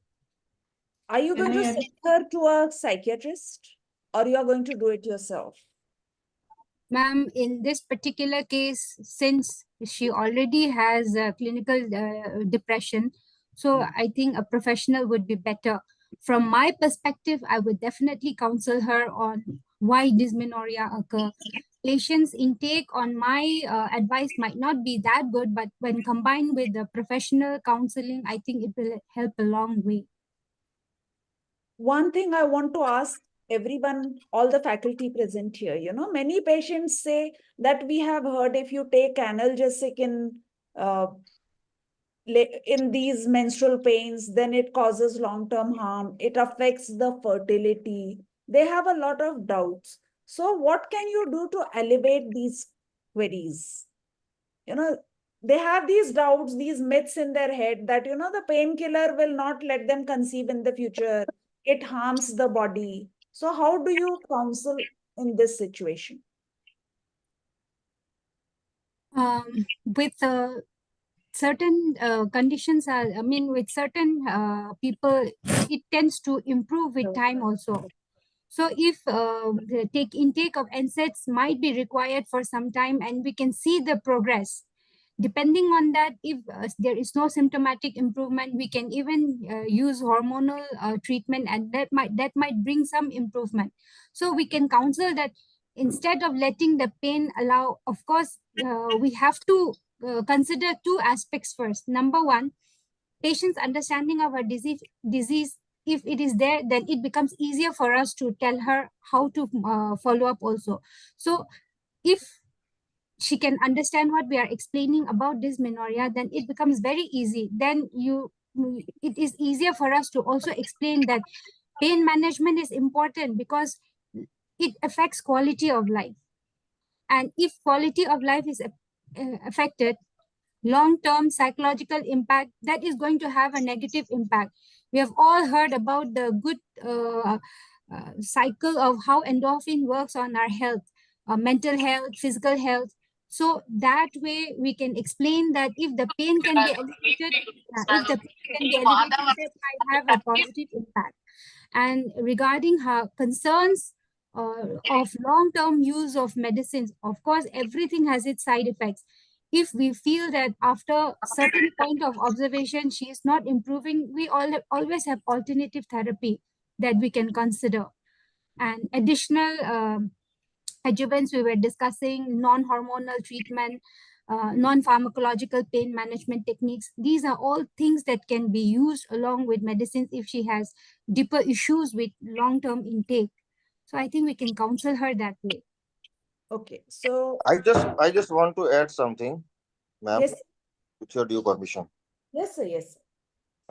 So what we have seen in a patient of this type of depression, there are chances of sensitization of central nervous system.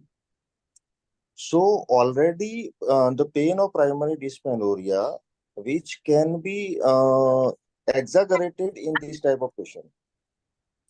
So definitely,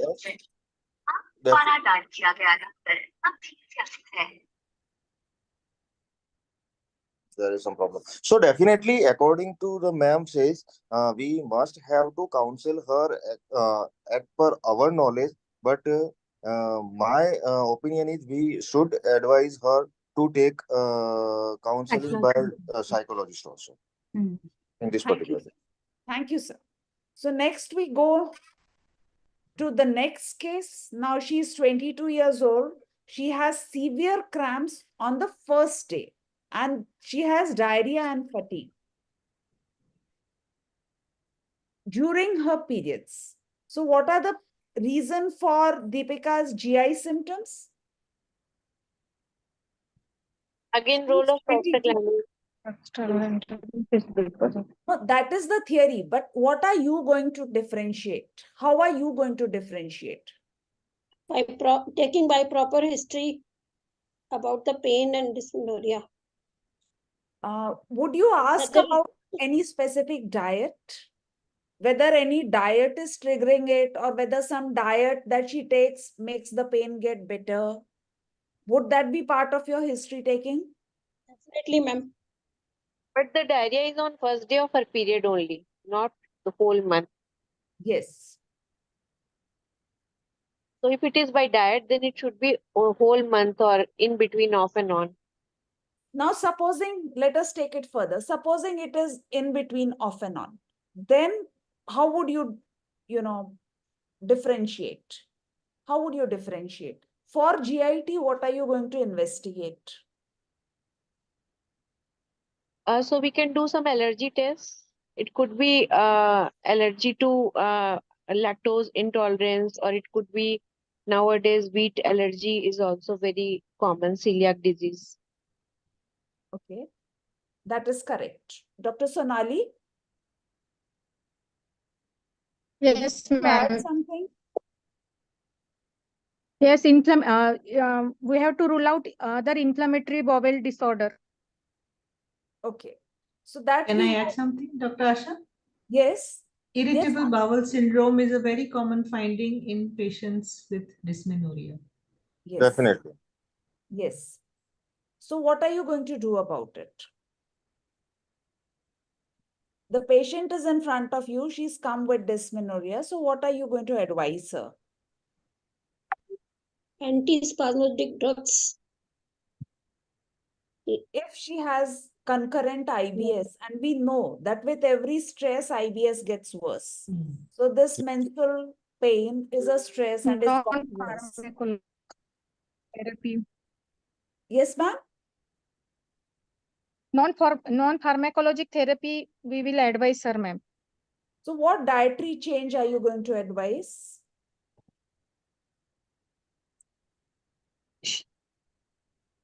If she is not lactose intolerant, then increase in dairy products, we can advise to have ginger to Dahi, chawal, fruits. yes, means all these which have reported in study, we can advise her. Okay. Anybody has anything else to say? Would you go with more of spicy. vegetables and fruits, stay away from spices? Vegetable and fruits, avoid the spicy food and oily food she should avoid. And she should take the very light diet like chawal, dahi, etc., kela and all. Easy digestible food. Okay. Easily digestible. So Low fat. now she has Vegetarian followed your diet she advice can have. and her GI symptoms are better. But how is she going to manage her fatigue? She feels very tired, as though there's absolutely no energy. How will she manage her fatigue during dysmenorrhea? She can take all along with other supplements. Vitamin B1 Vitamins, supplementation, vitamin E supplementation. yeah, 200 to 400 milligram per day. Vitamin E has a good role. Do you think we should at least do a CBC? Means Yeah. 60. Yeah. Anemia is 60% in our country. Rule out the infection. Not just infection, ma'am. She might just Anemia. be a low Anemia. hemoglobin. Yes, yes. As her history Definitely. suggests that there is more Definitely than we first have day to of do. menses, so there are the chances of she may have more bleeding on that day, and So we need to do a CBC at least. Yes. And in your practice, how often are you doing vitamin D, B12 levels? If the Not patient is routinely. fatigue or some problem, then we are doing, not Not regular. routinely we do, ma'am. Routinely But not she doing. has complained of severe fatigue. So But routinely we are doing hemoglobin, blood sugar, thyroid, TSH. This we are doing regularly in adolescents. Yes. okay, and vitamin D. Vitamin D not regularly if the patient is complaining of some backache. This patient, would you want to do vitamin D? Yeah, we can do. Yes. To do. Ruchi ma'am? Yes, ma'am. I would like to do B12 as well as vitamin D for this patient. Yes. So we need to find out whether there is something else going wrong with her as well. Now this patient she's 18 years old. She has mild to moderate pain, but her concern is, exam time mein pain hoga to main kya karungi? What will I do if I get pain during exams? So do you think dysmenorrhea can affect concentration and academic performance? Definitely. Yes, definitely. Yes, definitely. yeah, definitely it affects. It has been seen that psychological factors in patients who are already having a high anxiety score and a high depression score, they do badly. Even I the mean, it's girls vice who are versa. school With going, dysmenorrhea, and then the dysmenorrhea further affects it. So it's like a vicious cycle. even the girls who are going, who are school going, they have under stress. So it also, this is the cycle, stress and pain, pain and stress. So what can she do to, reduce her stress during exams? Now, these are 1 month of exams, and she's going to have her periods in between. So what can she do to manage her symptoms to feel better during exams? Typically advise her NSAIDs or hormonal. Here, see, 1 to 2 days before her periods, yes. Yes. She will start NSAIDs 1 to 2 days before her expected periods so that it may act when it comes. Okay. Can Proper we give, counseling, proper ma'am, can we give psychological oral counseling. contraceptives in this cycle just to make it an ovulatory? उतने दिन पहले नहीं आई ना ma'am आपके पास. She has to come at least 1 month before you can ask her to have OC pills. Now she has come, I have my exams starting next week and I have this problem, what to do. Are So you this is typically related to stress. So proper counseling is must. This is just not because of the dysmenorrhea.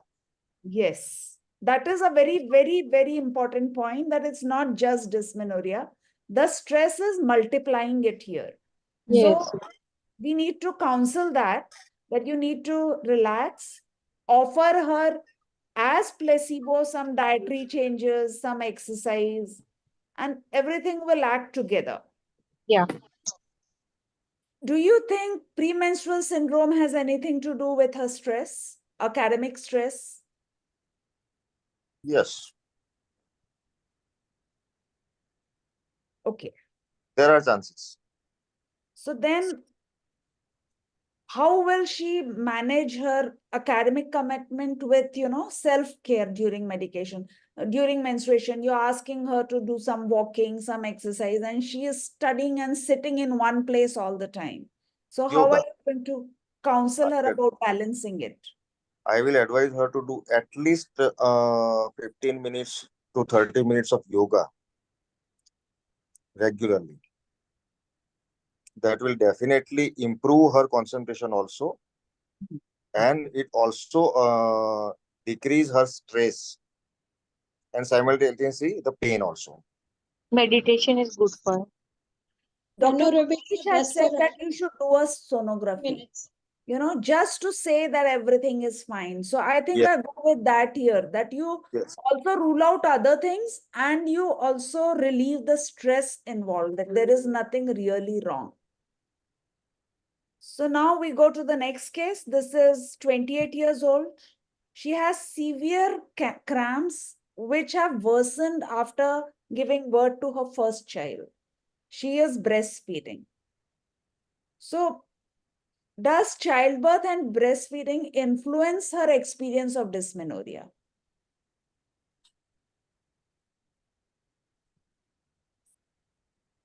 Ruchi ma'am? Helen?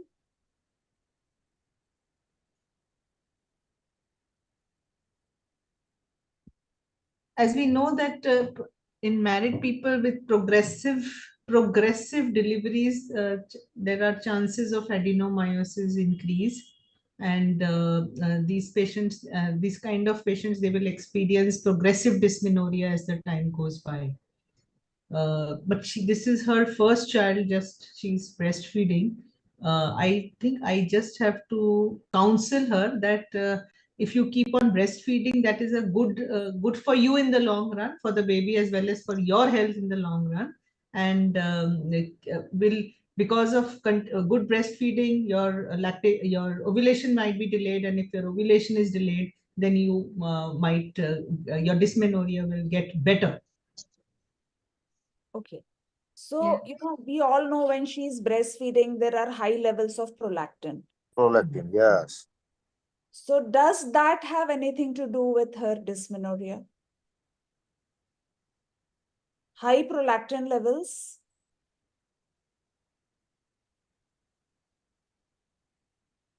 Could there be any condition that is in her, during childbirth, something happened that made her have more of dysmenorrhea? Is something like that possible? Sometimes there is a psychological stress of delivery. Yes. She might have So developed PID, pelvic inflammatory disease. No.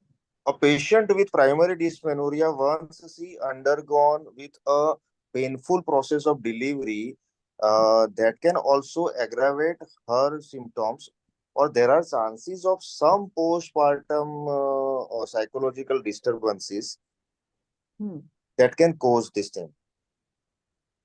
Okay. Okay.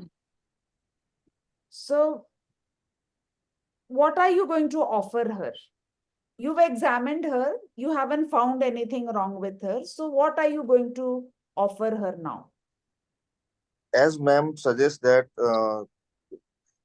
let her to continue breastfeeding, counsel her properly, give her psychological support, that by time and with some bit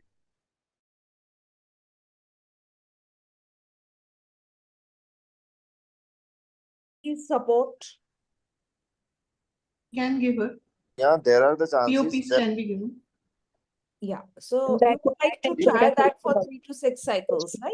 Yes, yes, progesterone only pills we can offer her. Progesterone only pills would help. So now we come to another patient. This is a really tough one. She's 40 years old. She's always had mild to moderate cramps with heavy menstrual bleeding. Now she's tired of it. I mean, she's always had it, but now she's 40, her family is complete, and she doesn't want to, go through it over and over again. So do you think because her tolerance for that pain is gone, she's feeling it more? There Maybe are Sorry. yes, ma'am. You Sir, please continue. Sir, please continue. so there are the chances that continuous pain since last maybe 20 years, if according to her history. 25 years at least. At least 20 to 25 years. So there are the chances her level of threshold has gone. So at this age of time, we must have to examine her properly. If there is no any other thing, any pathology, her cervix is normal, no PID, no abnormality in ultrasound, we can offer her long-term contraceptives like LNG at this stage of time. Yes, sir. And her tolerance probably has gone. Yes, Dr. Asha, her tolerance probably has gone. She is bleeding heavily and she is might be anemic. Yeah. She bleeds every month. Yes.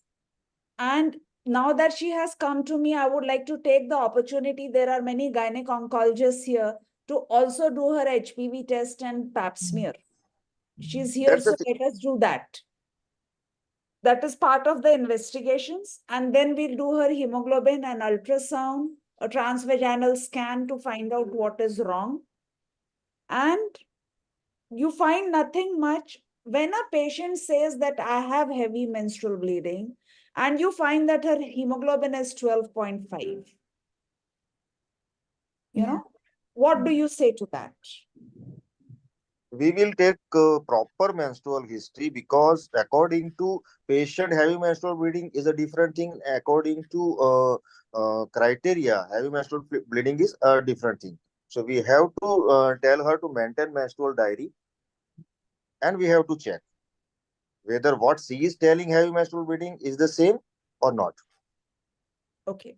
So now LNG IUS is what everybody has agreed on. Yeah, agree. Okay. So would you also like to do anything else for her perimenopausal status, or that's enough? We have to give calcium also. Yes, ma'am? Calcium.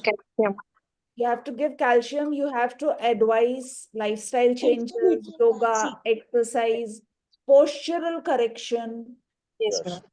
correct her vitamin D levels, get her proper shoes to walk in,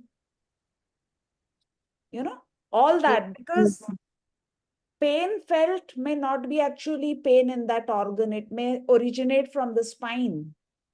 Yes, ma'am.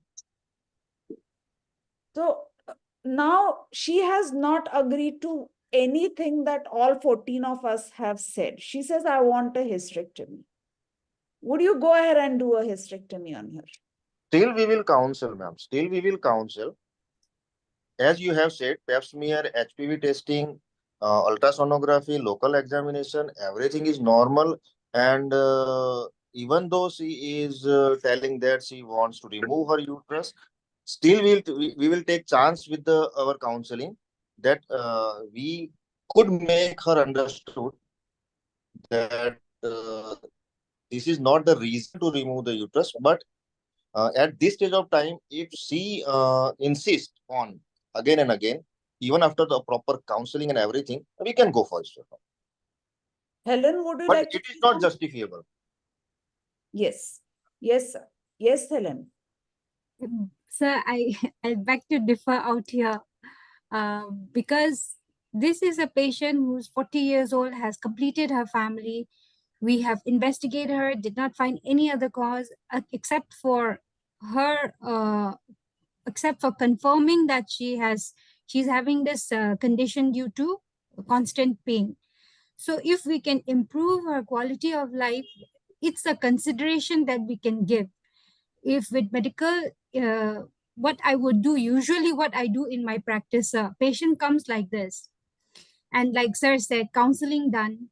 So I give her at least like a month or two to see whatever medical treatment and sales or OCPs I give, if that is improving. If she feels good, then I tell her that if she feels good, we can continue with it. If not, then definitely we'll take the first step that you want, hysterectomy.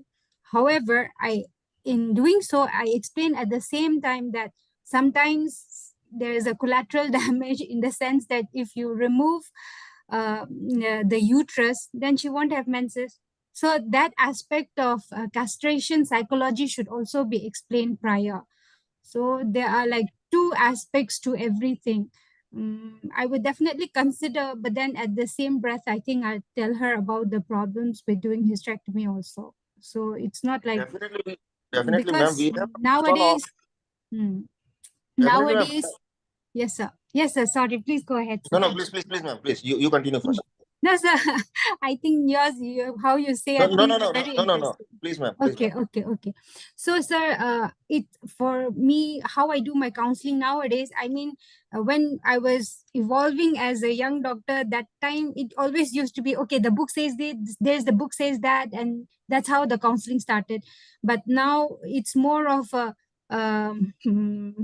partnership with the patient regarding what are the things that she can expect out of it, and if she's okay with it. Like we I get a think lot we of had this discussion, Ruchi, Helen. Now I go to Dr. Ruchi, ma'am. So Yes, ma'am. ma'am, you are the jury. What would you say? You will do a hysterectomy or you'll not do it? No, ma'am. Thing is, ki most patients are unaware of the menopausal changes that happen. They are absolutely unaware. So I will tell her, see, the natural age of menopause in our country is 46, 47. So if you are going for a hysterectomy at 40 years, what would happen at 7 years later is going to happen now. And most of the time they don't know about it. So when you counsel them, then they ask you, ki kya ho sakta hai?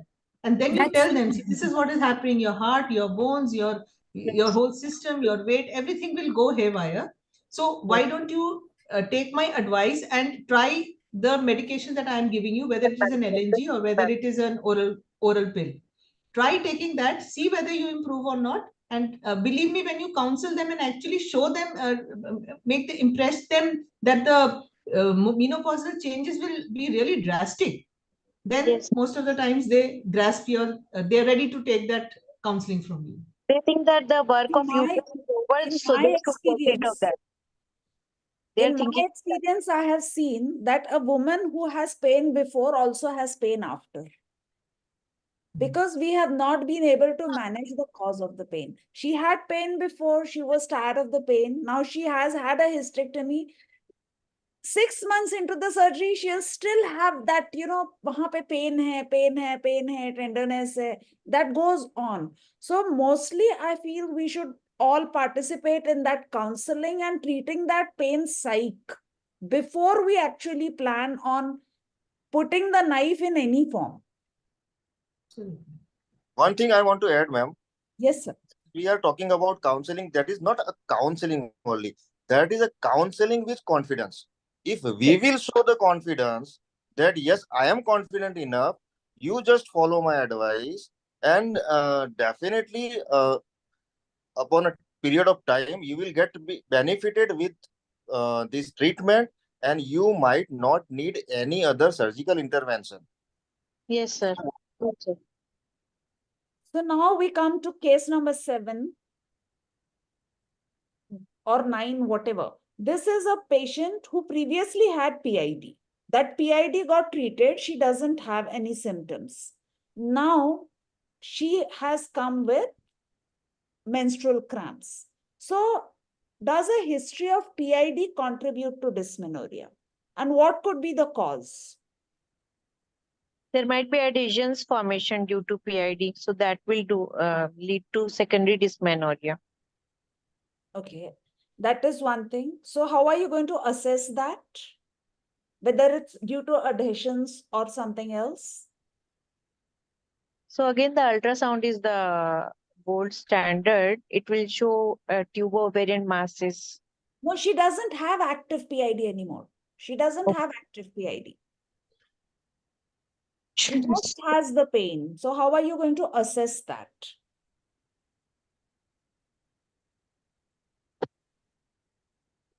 Uma ma'am? Dr. Vishang?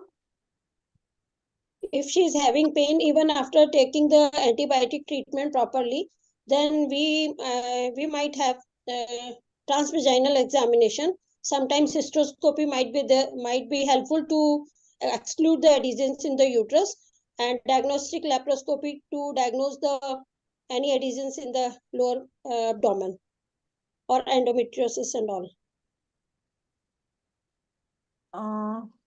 Okay. In cases of PID, ma'am, there are chances of chronic inflammation. So these all inflammatory factors, apart from prostaglandin like interleukins and VEGF, there are chances because of that also she may have continuous menstrual cramps. Okay. So how are you going to relieve that? What are you going to do to relieve that pain? You're going to give her anti-inflammatory agents or you're going to give her antibiotics. Do you think antibiotics have a role here? Yes, definitely. We will take a proper history, what type of antibiotics she has been taken since last few months, or maybe whenever she was having a PID, whether she took a proper antibiotic course or not, broad spectrum antibiotics she had taken or not. If not, we will complete the course, and along with anti-inflammatory agents, we can give her. Sir, you did her CBC, which was normal. You did her C-reactive protein, which was only 3. So she doesn't have any active infection at the current moment. Would you want to give her a course of antibiotics then?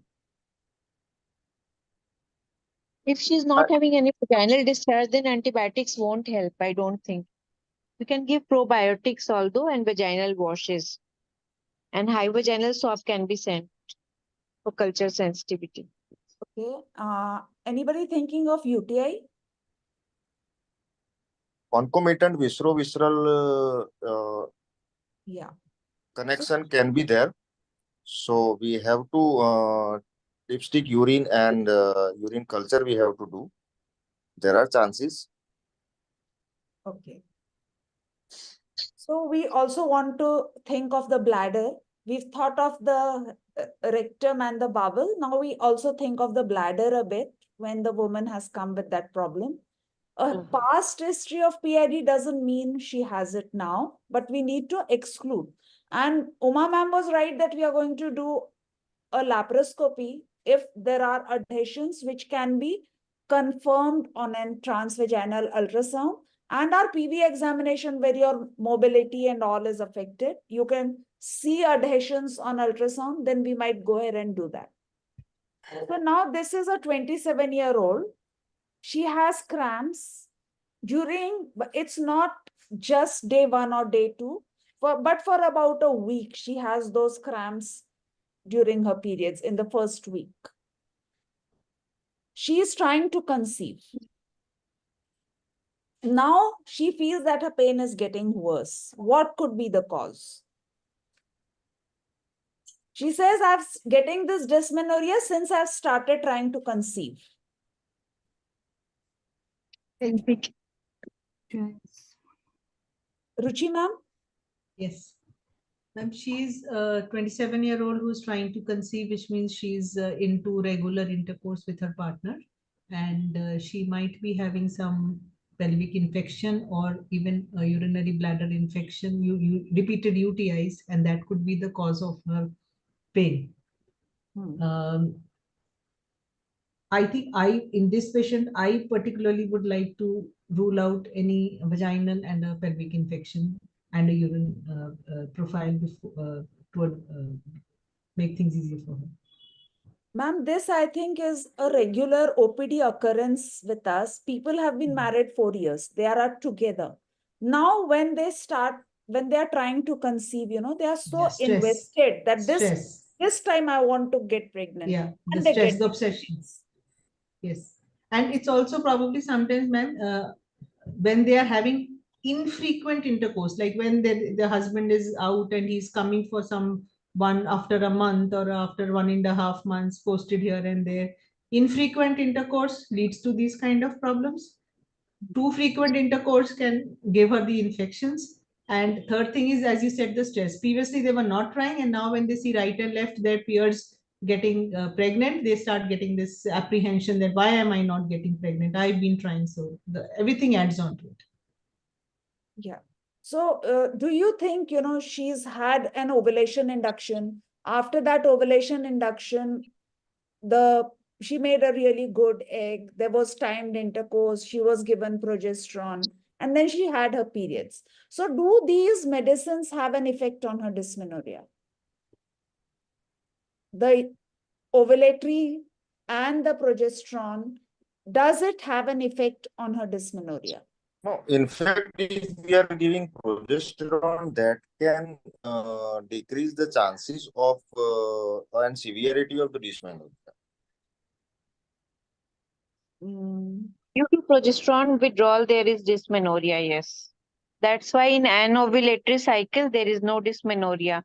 The action of OC pills is also that it inhibits endometrial proliferation, and that's why it protects against dysmenorrhea.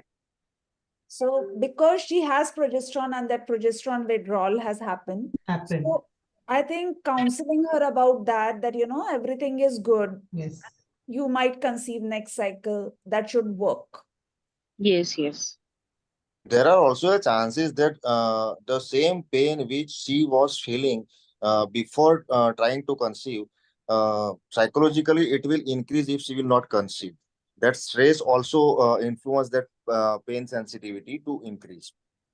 Yes. So the same thing, proper counseling and to give her confidence with this oral ovulations and this treatment, definitely if she is having not that much another problem, tubal factor or anything else, or husband factor, we must have to give her confidence that within 2, 3 or 4 months she will get conceived. That confidence will boost up her moral and decrease her stress. So there are possibility that she will not feel that much pain.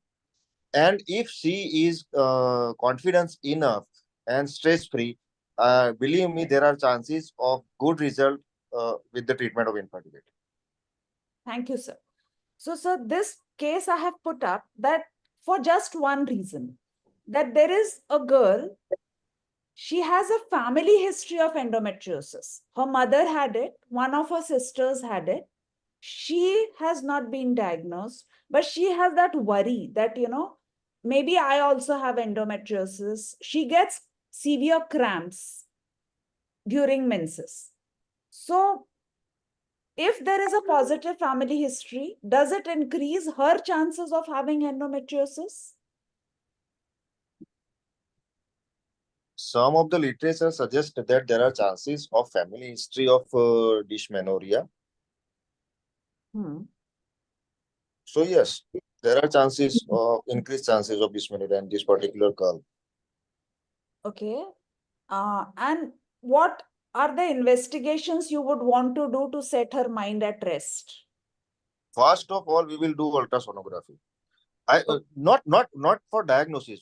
Believe me, ultrasonography right now is not a diagnostic tool for a gynecologist. It is a routine OPD checkup for each and every patient. You put a probe, even in an unmarried girl, you put a transabdominal probe, and with smiling face, if you are telling that, look, girl, you are not having any abnormal pathology. I have done your scan. Your uterus and your ovaries are absolutely fine. Her 50% pain will go down in next cycle. So, sir, one thing I want to ask everyone, that she has a family history of endometriosis, but can her pain be due to something else, or it has to be Yes. endometriosis only? First of all, we have to proper history of this particular girl, keeping apart her family history.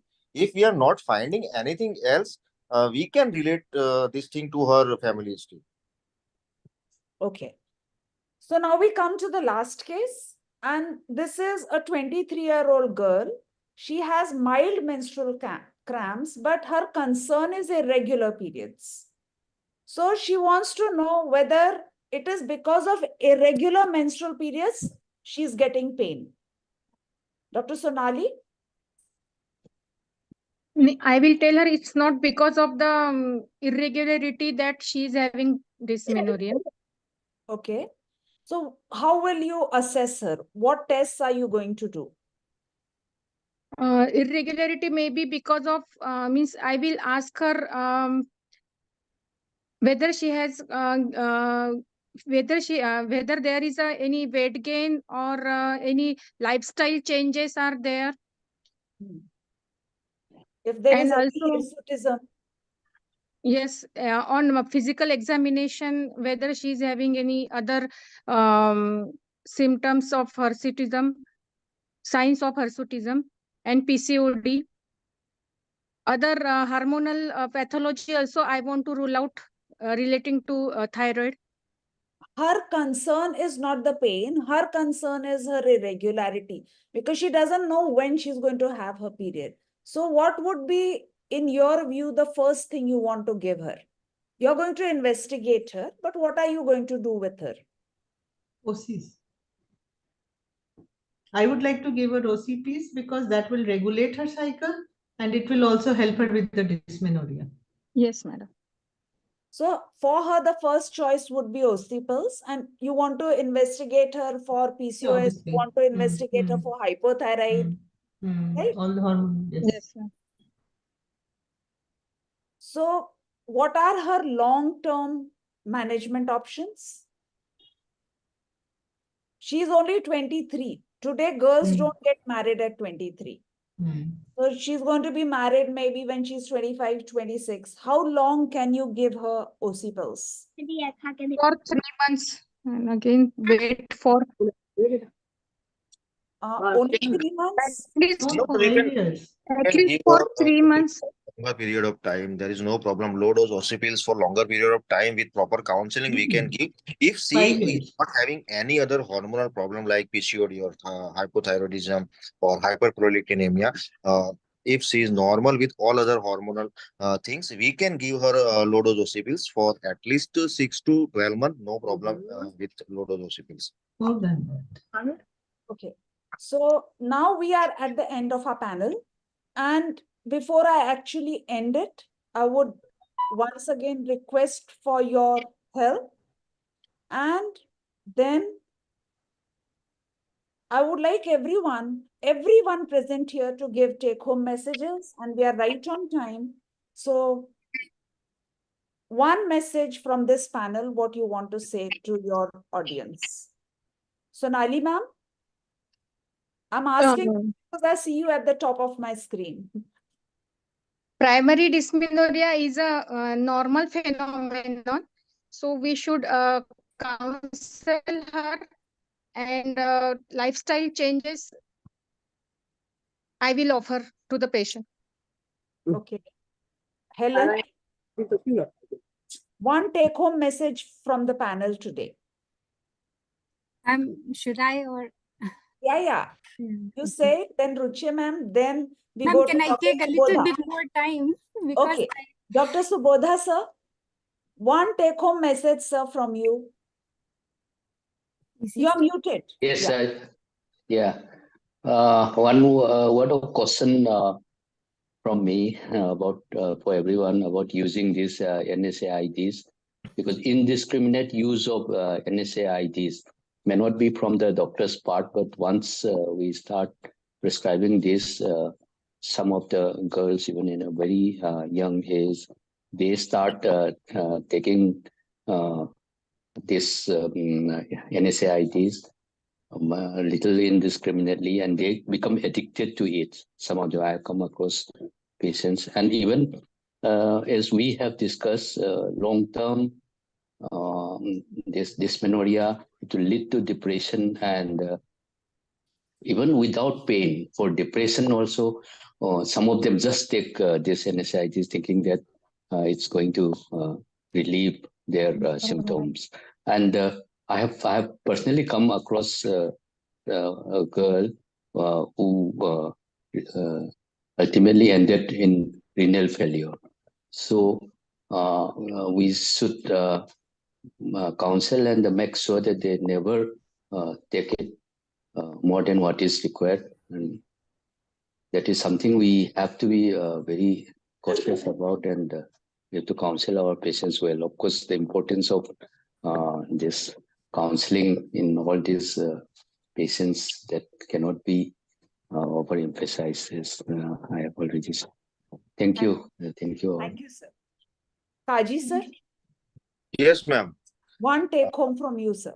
One take-home message from my And then, side. sir, I'm coming to you, Gurnesh, sir. Give your proper time for the counseling to the patient of this primary dysmenorrhea, and time and counseling is the medication for this type of patient. Apart from giving symptomatic relief or hormonal therapy, give your time and your smiling face, confident counseling is must for this type of patient. This is my take on this. Thank you, sir. Gurnesh, sir. फिर Deepshikha ma'am Madam, आपके पास आऊंगी. what I have found, even as a HOD and even as a professor, is to sit with the patient, talk to her, and don't think that in single sitting you will treat the whole patient. Do the follow-up. I have found within 3 to 4 months, most of my patient improved more than 90%. I could advise on lifestyle changes also. I could advise on sleep habits also. I could advise on NSAIDs side effects also, COC pills follow-up also, the problem with COC pills also. But I could never say ki within one sitting only I could do. In one sitting only 20 to 30% people will only improve. But only when you go for 3 to 6 months, then most of them improve. Thank you, sir. Thank you, sir. So Kazi, sir, and you, both of you are basically more invested in giving your time to the patient multiple times. Thank you, sir. Dr. Deepika, you're ready, Helen? Yeah, ma'am, I was arranging something. Yeah, so like I think recurring theme was counseling. And definitely it applies for all disease and all the more effective for dysmenorrhea also. When majority of the time we find patients' acceptance to our advice easier if we have counseled them properly. So proper counseling, and counseling not only regarding disease, because lifestyle influences have been noted to affect these particular conditions. So we counsel not only on the disease, we counsel about lifestyle. If there are some negative impacts, we have to tell them these are the aspects that you need to change.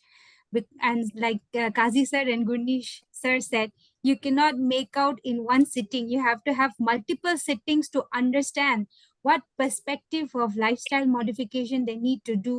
And sometimes tailoring patients' requirement becomes easier if we take out time to get to know them. So that would be my message too. Thank you. Can I move on, ma'am? I have Yes, yes. Thanks a Thank you lot. so much, ma'am. Thank you. Thank you all. So nice to have all of you meet like that. Thank you so much. All the best, ma'am. Thank you. Thank you. Can I come in, Dr. Asha? Yes, Ruchi ma'am. Please go ahead. First thing is never underestimate, never underscore the patients who are coming with a complaint of pain. Patient is always right. Second point is, as for these adolescents, they are suffering from this dysmenorrhea and PCOS. If we can counsel for PCOS, we can also counsel for dysmenorrhea. And third point is, as Subodha sir said, when I write NSAIDs, I always write only during periods. I write it in my prescription in brackets because Hare Patte Wali Goli is a very, very popular dawai with people. So I write there only during periods, so which is max 3 to 4 days. So I ensure that they are not taking beyond it and indiscriminate use. Thank you very much. Thank you so much, ma'am. Kind of you to be here with us whole evening. Always a pleasure, ma'am. Dr. Deepshika? Ji ma'am. Ma'am counselling अपने आप में बहुत बड़ा role play करता है, but Hapur जैसे थोड़ा छोटा शहर है, रूरल एरिया बहुत ड्रेन करता है, तो पेशेंट की काउंसलिंग, लड़कियां ज्यादातर अकेले नहीं आती है with the complaints of pain, they come with our mother और पेरेंट्स. तो counselling of the parents is also very necessary because it is considered as taboo and inadequately treated in majority of cases. So counseling of patient and with parents, it is very necessary. Thank you, ma'am. Thank you. Uma ma'am, आप हैं? Dr. Uma?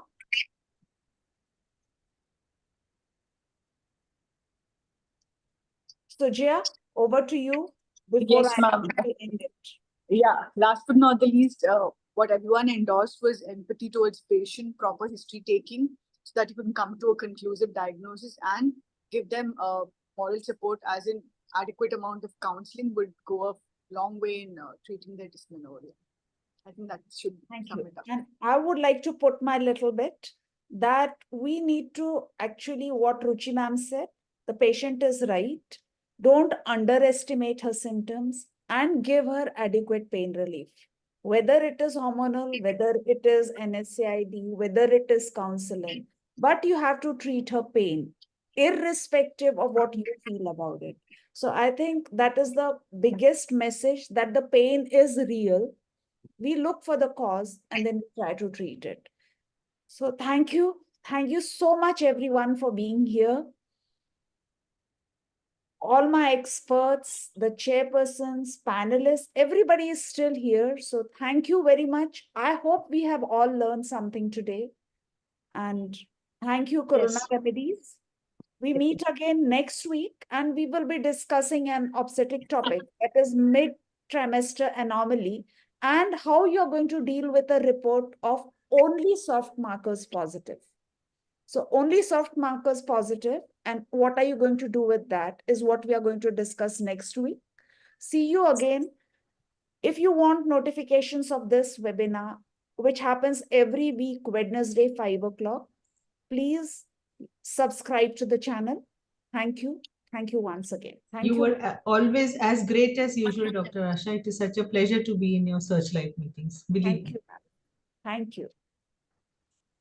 Thank you, ma'am.